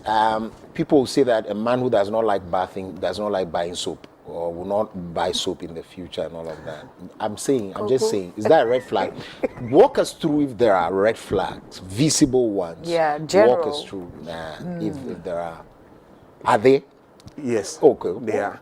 So there are what we call the general ones. Okay, please, before you go, let's speak. Eben from Pokwasi is calling us. Eben, can you hear us? Oh my word, that's a red flag. Yes, the call cutting is a red definitely. flag. Okay, so we can. The first one could be that somebody you are dating has an overly controlling behavior. Okay. Overly controlling behavior. The person is like everything that you do. I mean, it is his say concerning it that will stand. He controls where you go, what you do, even what you wear. Everything about you. He controls it. Really? Before you go out, you have to inform him. If he agrees before you go. And it's not really the best in any relationship. Relationship is two partners coming together to share ideas, to grow together, to meet each other's needs. So it is not only about you. But then we have some people that once they are in a relationship with you, it's like you have lost your self-esteem, your existence, so everything is about them. They can stop you from going out. They can stop you from attending church. They can stop you from doing many things. Even the dress that you wear. And you know the underlying motive behind that. When you wear certain dress to them, maybe a man will snatch you from them. So they have internal insecurities. Ladies say some of these things show how the man is in charge, and that's what turns them on. Most ladies, actually. Yeah, I don't know you if better the other be that. Never fool me. And it's not a red flag. That's right. It's true. Yes. So it may be a red flag that if that lady is self-aware, she'll be able to identify. Okay. But at times, you know, they will gloss over it. Okay. But when they get to marriage, and I mean, it's no longer something that is unseen, but now it is seen. It is clear for everybody to see. That is why they say that, oh, he has changed. But the truth of the matter is that that is who he has been all along. It's just that you have not seen the other side of him because either you didn't want to see them or the guy was pretending and he was not showing you the other side. Okay. I see. So controlling. The next one could be... So lack of respect and trust. We all know that trust is the foundation of every relationship, every marriage. So should you be in a relationship with somebody and the person seems not to trust you? You know, there's no trustworthiness in the relationship. Yes, it could be as a result of something that you might have done. But then, who never sins? We sin. So with time, if the person genuinely repented, you know, apologize, you should be able to forgive the person. I know that it doesn't come, automatically, but with time. But then if maybe after 6 months, 1 year, the person continue referring to that issue, you know, to play it over again, then you ask yourself, when you enter marriage, what will it be? You understand? We are not perfect. We may falter. But if in the process of that, something happens and they keep on referring you, marriage is a long journey. What will you do? So that alone, so it's like the person, have unforgiving spirit. Yeah. You know, are you ready to live with that? No. Okay. So lack of respect and trust. Trust. Also controlling. Yeah. All right. So the third one, yesterday we were talking about it, like love bombing. You know, okay. Love bombing. That is where, somebody approaches you and he showers you love to the extent that you have, lost your sense of reasoning. You know, so anything that... Does it happen in Africa? Yes, it happens. Because we've tried it before. Not me. Could it have been you? You know. Wow. How much is too much love? How much love is too much Kobe love? is calling us. He's on the line. Kobe, can you hear us? Hello. Hi, Kobe.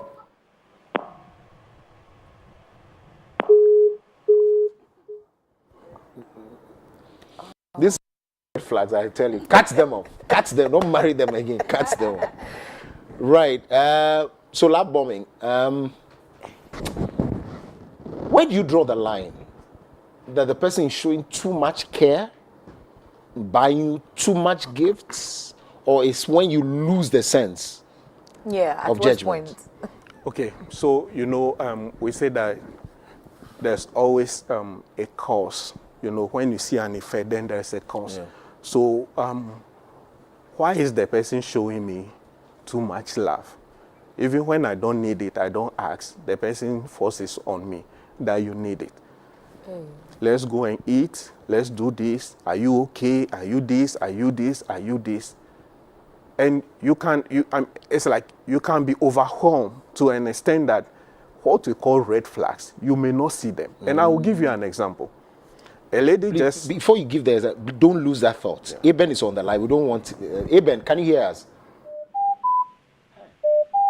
Hi. I see, please.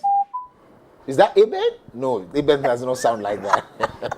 Okay, so a young lady just completed university, 23 years, and this gentleman wants to marry her at all costs. And he's showering her, with gifts, love, promises. The lady said, I want to start working and make a living for myself. I want to build my career. I don't want to enter into, marriage with you without being able to, provide some of my own needs. I don't want to depend on you 100%. And the guy said, oh, you don't worry. I'm well established. I have a home. I have a car. Even as at the time they were talking, I bought her a car, And it's like, I can take care of you. Is it a salary? I can give you a salary. Okay? So just agree to marry me. And the promises can be so sweet that you just, decided to go for it. If you don't have a cogent reason. Let's see. Wow, we'll come back to that. Sami is calling us from Medina. Sami, can you hear me? No way. No, this flag doesn't even have a color. It's bad. Is the fault of our director, DNA? Is the fault of DNA? DNA is a red flag. It's a red flag. DNA, our director is a red flag. We're so sorry about that, but I think you should try calling again. Yeah? So what it means is the promises, okay, to say that don't work, I can take care of you. I think we've spoken about that. Yeah. It's a wrong thing to do. Yeah. Right. What? Florence is calling us from Nigeria. Florence. Hello. You on air? Hello. Florence, you're on air. We can hear you. Yeah, good morning. Good morning. You guys are doing great. I follow this program like by breakfast every morning. Yes, thank you guys so much. And the good Lord will bless you guys with more wisdom to keep tackling issues. Now, I missed out on the red flags and the green flags that was showed. I would like to have a tip of that again. Can you guys still let that pop up a little bit? Thank you so much. God bless you. Thank you very much, Florence, for coming through. I don't think that's what's on the thing, so we can pull that down and listen to the... Please, let it be there. That's it? Yeah. That's yours? Yeah. Some are there. Green Some are flags there. and Yeah, red so flags. Okay, right. Yeah. So you talked about controlling. Yeah. So Florence wants you to go over again. Okay. So we talk about over-controlling behavior. Right. We talk about... We spoke about, I think we spoke about lack of respect and trust. Yeah, and I think we are now talking about love bombing. Yeah. So I think the fourth one will be physical, emotional, and maybe abuse. Physical, emotional, or psychological abuse. For the physical, it's something that we can see. Okay, you are in a relationship with a man, a lady, and every small thing, they are ready to throw their hands. Is that what you want for yourself for the rest of your life? No, and this is in a relationship context. You are not yet married, and the person cannot control his anger as to what is causing that. It's a red flag. For the emotional and psychological abuse, it may not be easily identified, but with time, That is why I said earlier on that if you know what you want, you know the kind of marriage that you want. So, for example, I know the mother that I want for my children. I know that. I know the wife that I was looking for. I know that when the Bible said that the woman is a helper to the man, many of us have succeeded in interpreting that with our sociocultural lenses. Right. But then the amount or the type of help that a woman can give is dependent on what capacity. Or her capacity. Her capacity. So if she's able to develop her capacity, she can give, help that you cannot even think about. Indeed.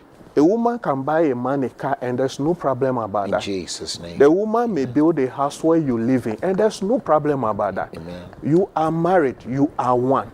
If God decided to supply your needs through the woman, what is your problem? Why not? But then sociocultural, construct or tendencies will make we the men to reject that. Yeah. Because we believe that I am the head, and that headship is actually a position of responsibility. Yeah, right. You see, it's a position of responsibility. In fact, some of us don't even want to be the head anymore. They can take the head. I want to be the thing. It's a position of responsibility. So if you are enjoying, you are enjoying being called the head, then you should be able to stand out to your responsibility. Yeah. So a man who is bragging, they are my children, I'm the head of this house and cannot pay school fees. Yeah. Cannot provide for the family. He doesn't care. He wakes up, he disappears. And you say you are the head. What kind of head are you? Yeah. That head will collect slap, I'm telling you. Interesting. So some others, we can run through them because we have some. So they should put it back on the screen, right? So we can have that back on the screen. Okay. So we have emotional blaming okay. or we talk about where people are not emotionally mature, intelligent. Okay. And it's something that everybody, because as I said, emotions are part of us. And when we talk about emotional intelligence, you should be able to know your emotions and that of the other person. You have to be self-aware, self-regulation. You have to, be empathetic. Where you put yourself in the shoes of your partner to know what emotions they are going through. You need to have social skills, that will help you in your interpersonal relationships. So these are the things that Then we have compromise on values. Okay, it's something that shouldn't. What are the values? I quite remember when we got married, the first thing that I told her is that we need to establish our values in the house. So when the children are coming, this is the culture that we have. Culture is the way a group of people live. So this is the culture in our home. When children are coming, they are coming into that culture. What are the values we need to establish in our home? And we shared all this. Okay, so when the children were coming, this is the culture in our home.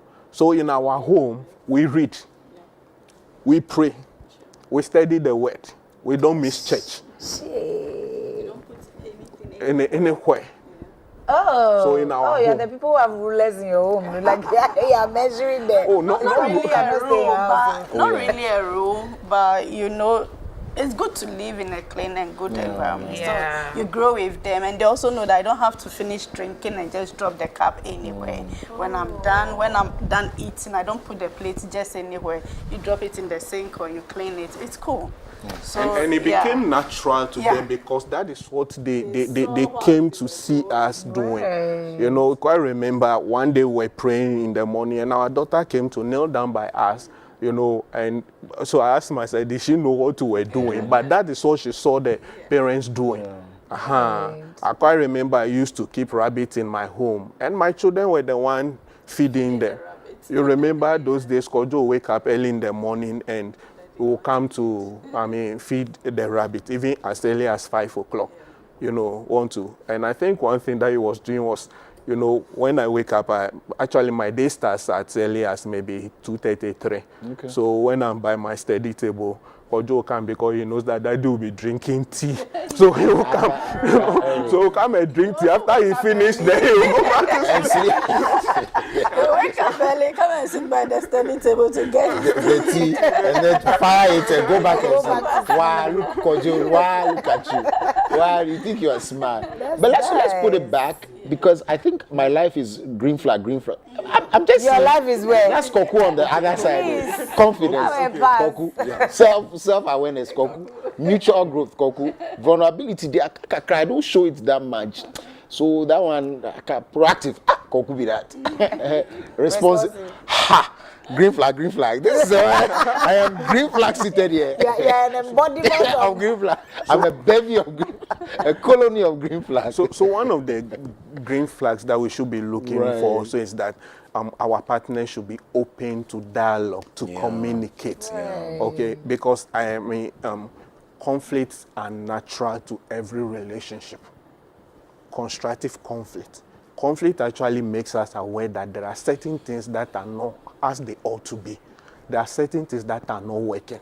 So when the partner brings them up, it's an opportunity for you to what? Discuss them. Right. Okay, because as I said, it is about needs. She has needs, I have my needs. Yeah. So if my needs are not being satisfied, I should be able to what? Communicate to them, because the truth is that in marriage, most needs, she's the only one permitted to satisfy them. Indeed. Because I don't know how a partner will feel when the husband or the wife is always eating outside, okay, and not just like buying food from a food vendor, but then there's this particular person where from work you pass to eat. No. So in marriage, there are certain that she's the only one permitted. So if she's not satisfying me, I should be able to communicate to her. So for example, this is I know that we are talking about singles, okay, but then when you get married, something you need like sexual satisfaction. Yeah. You know, yes, when we talk about sex in marriage, people have different ideas. But the truth of the matter is that I have a way that I want my sexual need, my sexual meal to be prepared, to be served. She has a way. And in that context, I'm the only one that is permitted to meet her needs. She's the only one permitted. So if I don't know, yes, we may engage in the act, the couple's act, but at the end, she will not be fulfilled. I will not be fulfilled. So there's the need for us to have open communication. So communication about finances, how we want to parent our children, it should come. So under no circumstance should I have an idea that is totally different from hers as to how we want to parent our children. So we need to learn. Yeah. So for example, what we do is that in the place I serve, what we do is that when we counsel people to get married, the moment that they get pregnant, we schedule another counseling for them, because marriage is going to come with its, intended, challenges. So, yes, come with, yes. Right. So, we have to counsel them. When the baby comes, we have to schedule another counseling, because that small baby is not going to be the ogak pata in the house. He determines when you sleep, when you wake up. Yeah. I don't know how you feel. Yeah. Are you a father? Absolutely. You get home and 12 midnight, you are tired. You just want to sleep. By 5, you have to be here. Yeah. Your baby said that he will not sleep. I want to go to bed. There's a lot to talk about and unpack. But before we go, last words from you before you go, just in about some 30 seconds. So I feel the red flags are very important for everyone who wants to enter the relationship to actually know your red flags, what you don't want in your relationship, and then work with it, so that you don't enter that relationship and be like, oh God, I wish I knew. You had known, as you said, but you refuse to see. So at least open your eyes widely whilst in the relationship. Study what you want, what you don't want, and you'll be happy. Grateful, Mr. and Mrs. Ajabeng, Reverend Counselor, is Mr. Kwame Ajabeng, of course, with his dear wife. Please open your eyes to red flag. Green flag, red flag there. Green flag. Let's now have a conversation on African innovators and inventors. They are coming through the studios. Let's talk about that, shall we? Stay with us. So maybe these are some of the books I recommend. Yeah. I've come to praise you for your goodness and your kindness, your faithfulness and love you showed to me. 'Cause even when I fall, you pick me up. Your mercy's avenue. More, yes, Christ, more. Hey, sing, I've come to praise you for your goodness and your kindness, your faithfulness and love you showed to me. Even when I fall, you pick me up. Your mercy's avenue. More, yes, Christ, more. Everybody help me say, more, yes, Christ, more. Say, more, yes, more, yes, Christ, more. For all that you have done, say, for all that you have done, and you will do, that you will do, more, yes, Christ, more. You've been a great God.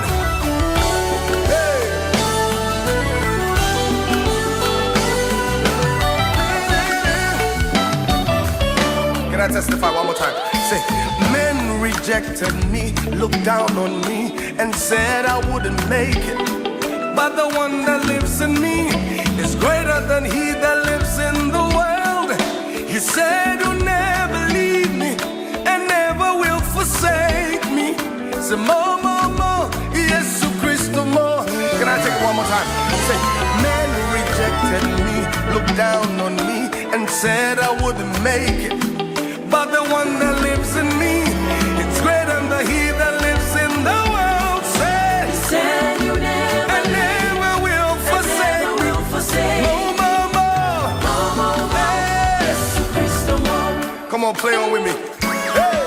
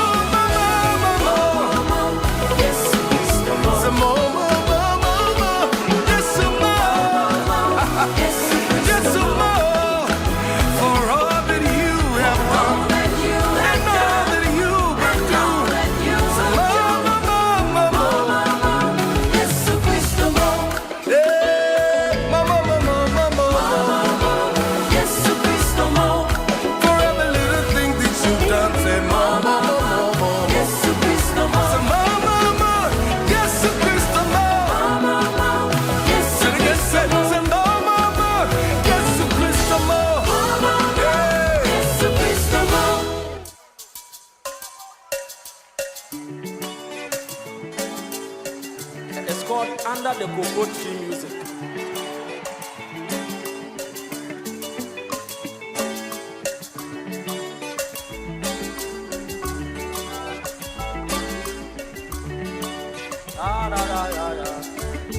It says, darling, since the day that I met you, I'm falling in love. When I look into your eyes, I see a slice of heaven coming down from the sky. To be honest, I've been sowing some seeds and now you're my harvest. So let's make this official. Let's take our confusion. Let's go and see Bishop. I wanna do my life with you, so take me home, take me home, take me home, take me home. your mama and your dad. Take me home, take me home, take me home. I wanna do my life with you.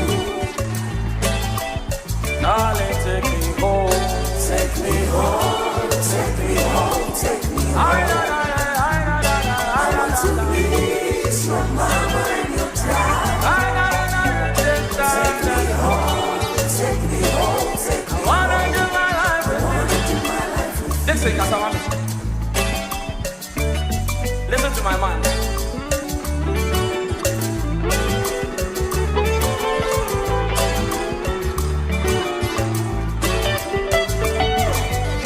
One more time.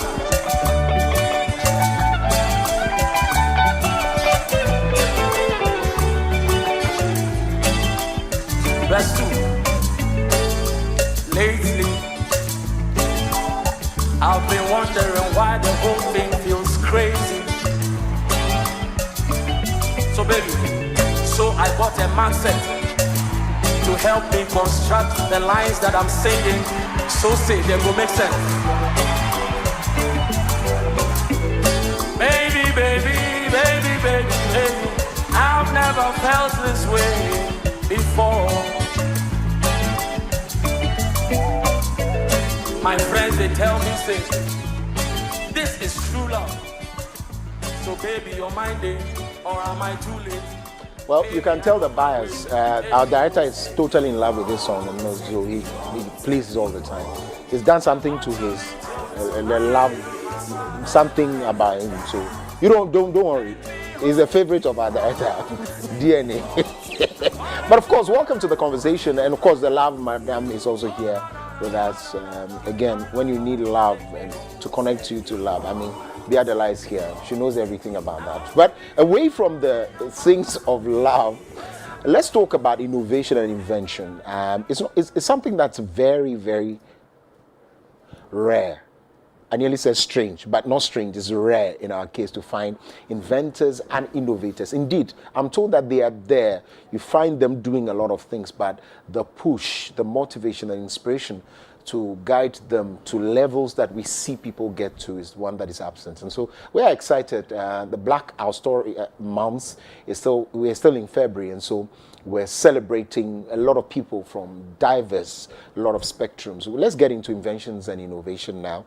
Stephen Nyande is the founding director of the Code and Tech Hub. He joins us in the studio. And of course, George Safo is CEO and co-founder of Fly.io. Okay, I see. And so they are our guests this morning, and on our table we're going to be talking about something, but let's get into their life. First off, let me start off with Stephen. Okay. What goes through the mind of an inventor and innovator? What do you even study to become one? Because it's not strange, rare to find inventors in our world here. What goes through your mind when you wake up?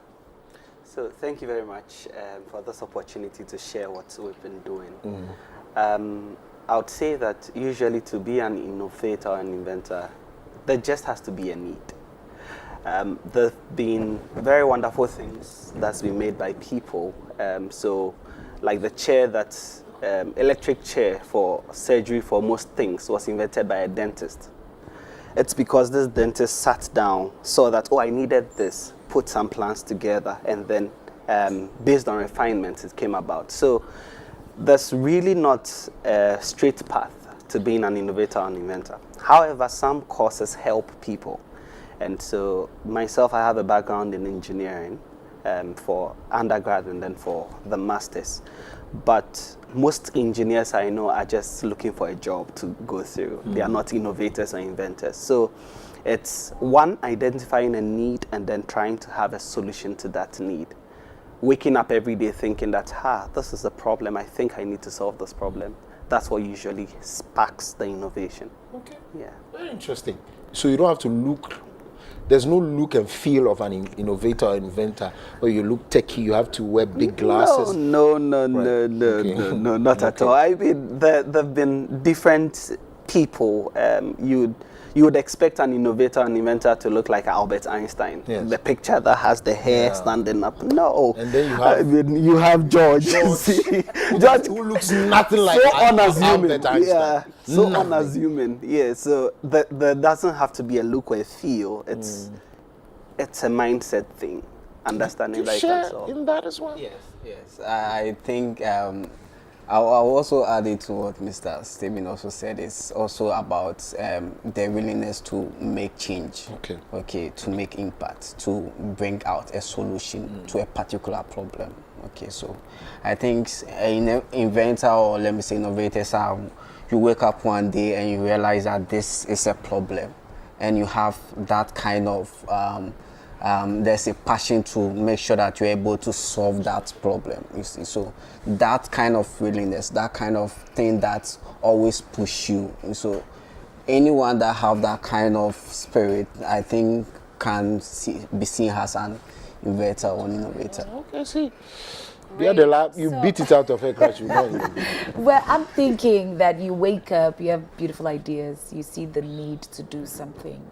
How do you deal with resistance from your immediate surrounding, your community, people around you? I mean, because we were not there when the Lord gave you the vision. So, I mean, you can't, it's like you're forcing it down our throats. We live our life like this. We pass here. He said we should construct road. What is this? How do you deal with the resistance, or probably people who are not ready for change, the kind of change that you're bringing? How do you deal with it?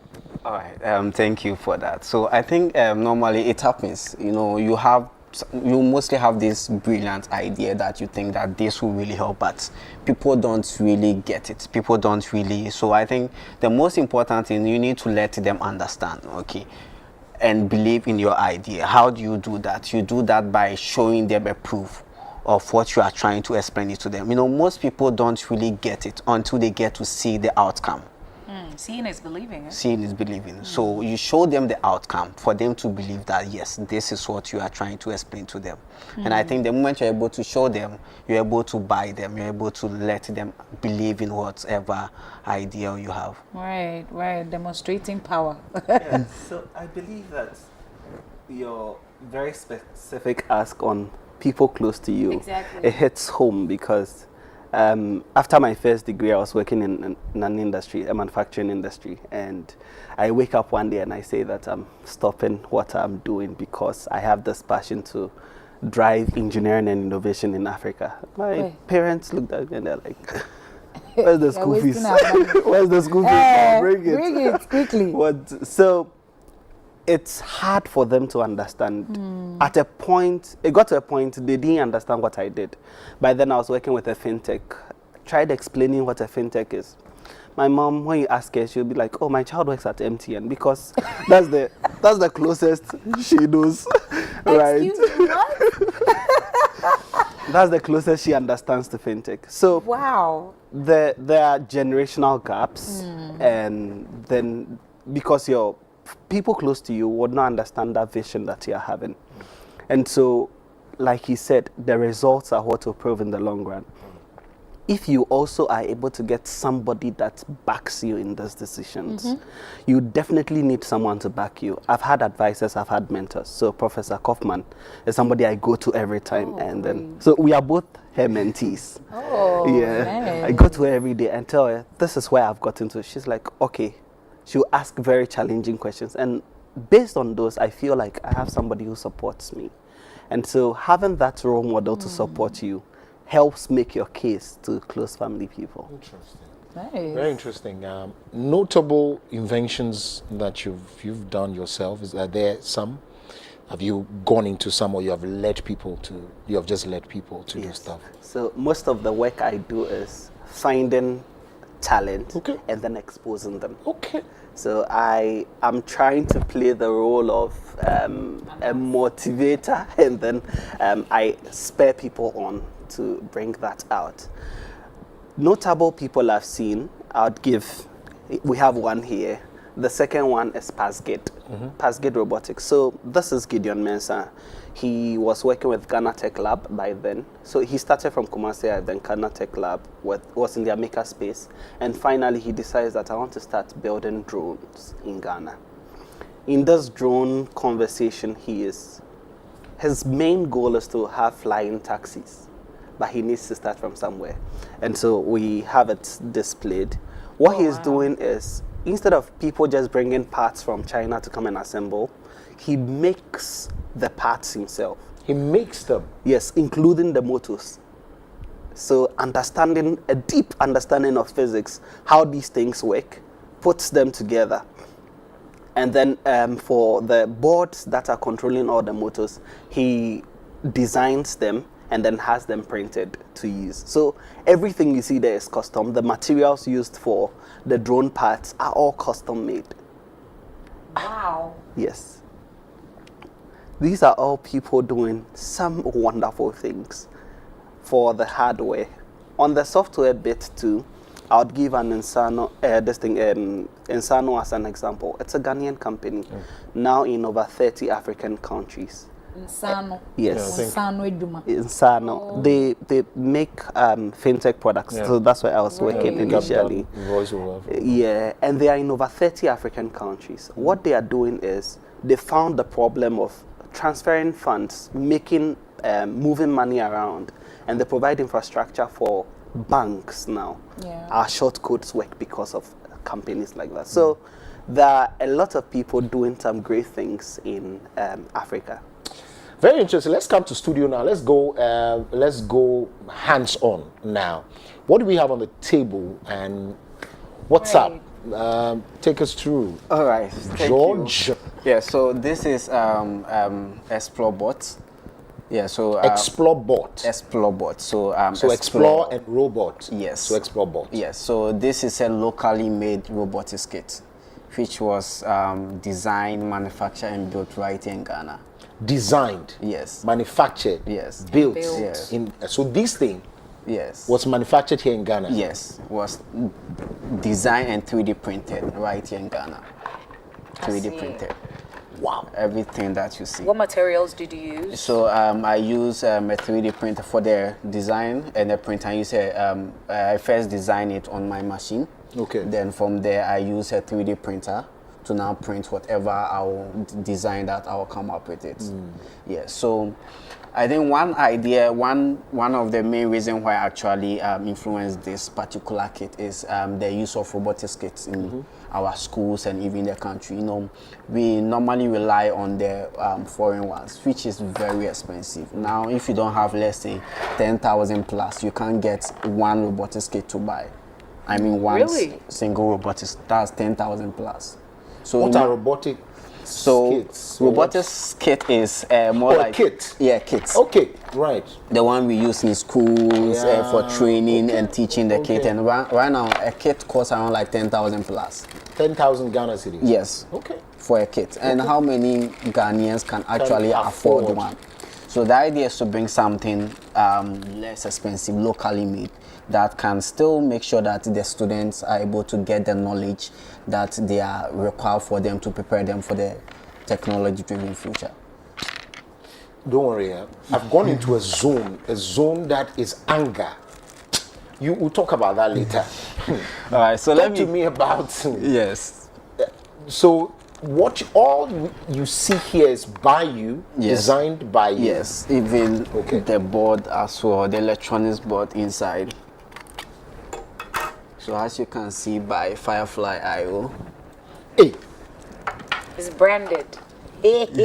So this whole board you see here is designed and manufactured by a young man who is a black man who is a Ghanaian. Yes, black art history. Something I'm not sure I've even dreamt of putting anything together like this. How many days or months did it take you to build this? And how careful must you be? And what's the idea? Forgive me for the questions. All right, no problem. So I think it has been a very long journey because you have to keep on trying. you fail because it's electronics. And you know, one other problem that we have in Africa here is that you can design everything, but you don't have the machine to print it in Africa, anywhere in Africa. So unless in China. That's So- why they import a lot of these things. Yes. So even after you design, you come up with your own everything, you still have to send a file to China. And you know, there is this in terms of the PCB, this particular board. So you have to send that particular design to China for them to print it for you. You know, because it's electronics, you know, sometimes the component that you'll be using, there might be some little challenge in terms of the different values and other things, and it will come the way you're expecting it to work. It won't work. You have to redesign it again. So I think it has been a very long learning process. I see. Yes. So no school can even buy that printing machine or you talk about? They have prototype versions that they normally use in school. But in terms of if you want to do Mass like productions. mass productions, yes, for that one you need to go to China. Okay. So what are we going to be doing with this? What you have put together so that we can get into how All we right, put it sure. So this is, as I said, the Explore board. This currently is a 4-wheel drive. It's a 4-wheel drive because you are seeing 4 different motors and wheels. So I have a Bluetooth also on it. But what I'm going to do right now, I'm just going to send a command from my laptop for it to move and turn. Yes, just a very simple one so that we can all see. So you built, so this is a car. What is this? What have you built? Okay, so let me say this is more like a car form. Okay, yes, but the idea is that you can actually transform it to different designs. Yes, because it's 3D designed and 3D printed, it gives the student the chance to think and innovate. Okay, so if I give you this right now, what can you do with it? You get it. Now you have to think of how I can add different attachment, different design to this. You get, so even this is, as I said, 2-wheel drive. I can just easily take this one off and convert it to maybe a 2-wheel drive with a caster over here. You get, so there is a whole lot you can do with it. But what is this supposed to achieve? It's supposed to, can we use it on our farms? Are we supposed to use it to help manufacture something else? Yeah, so there is a lot of applications that you can use to, based on the concept and the knowledge that you get from this. So in the same way, you can even use it in farm for planting of seed. Okay. Yeah, even for watering. This is like a mini, let me say miniature version. But the idea and the knowledge and everything that you gain from this when learning, the same application, the same principles, the same coding skills. Everything that you learn is the same thing that you can, based on it, to maybe build a bigger version. Oh, so this is just the basics. Yes. So through this, once you get the knowledge, you could then expand it and use it to do a lot more. A lot more. You want to say something? Yeah. So the concept behind Firefly IO is helping us train the youth, helping us train the young ones for the future of robotics. And so if you check from some of what we do is programs like this, students come, they learn the basics and the principles behind these things, and then they are able to build other things based off on this. So from some of the files I shared, G-Step, we have students from Armed Forces Junior High School who have built a sensor for fish farming. So one of them's parents started catfish farming, and they didn't check the quality of the water, and the fish died. And so based on that, they built a sensor through projects like this, put it in the tank, and now the sensor can tell them if the quality of the water is terrible, so they need to change it.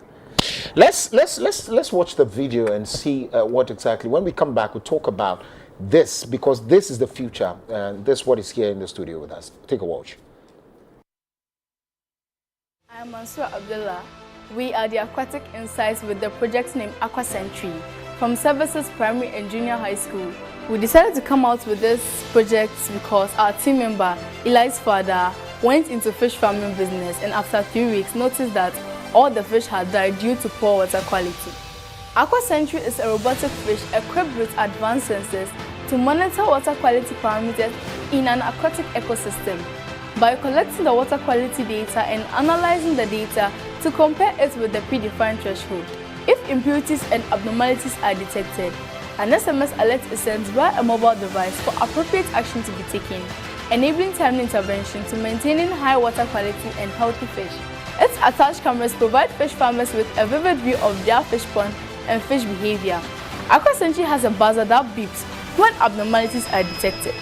Farmers, aquaculture operators, environmental scientists, and organizations involved in water quality management will all benefit from our prototype. AquaSentry, guarding waters are noble duty.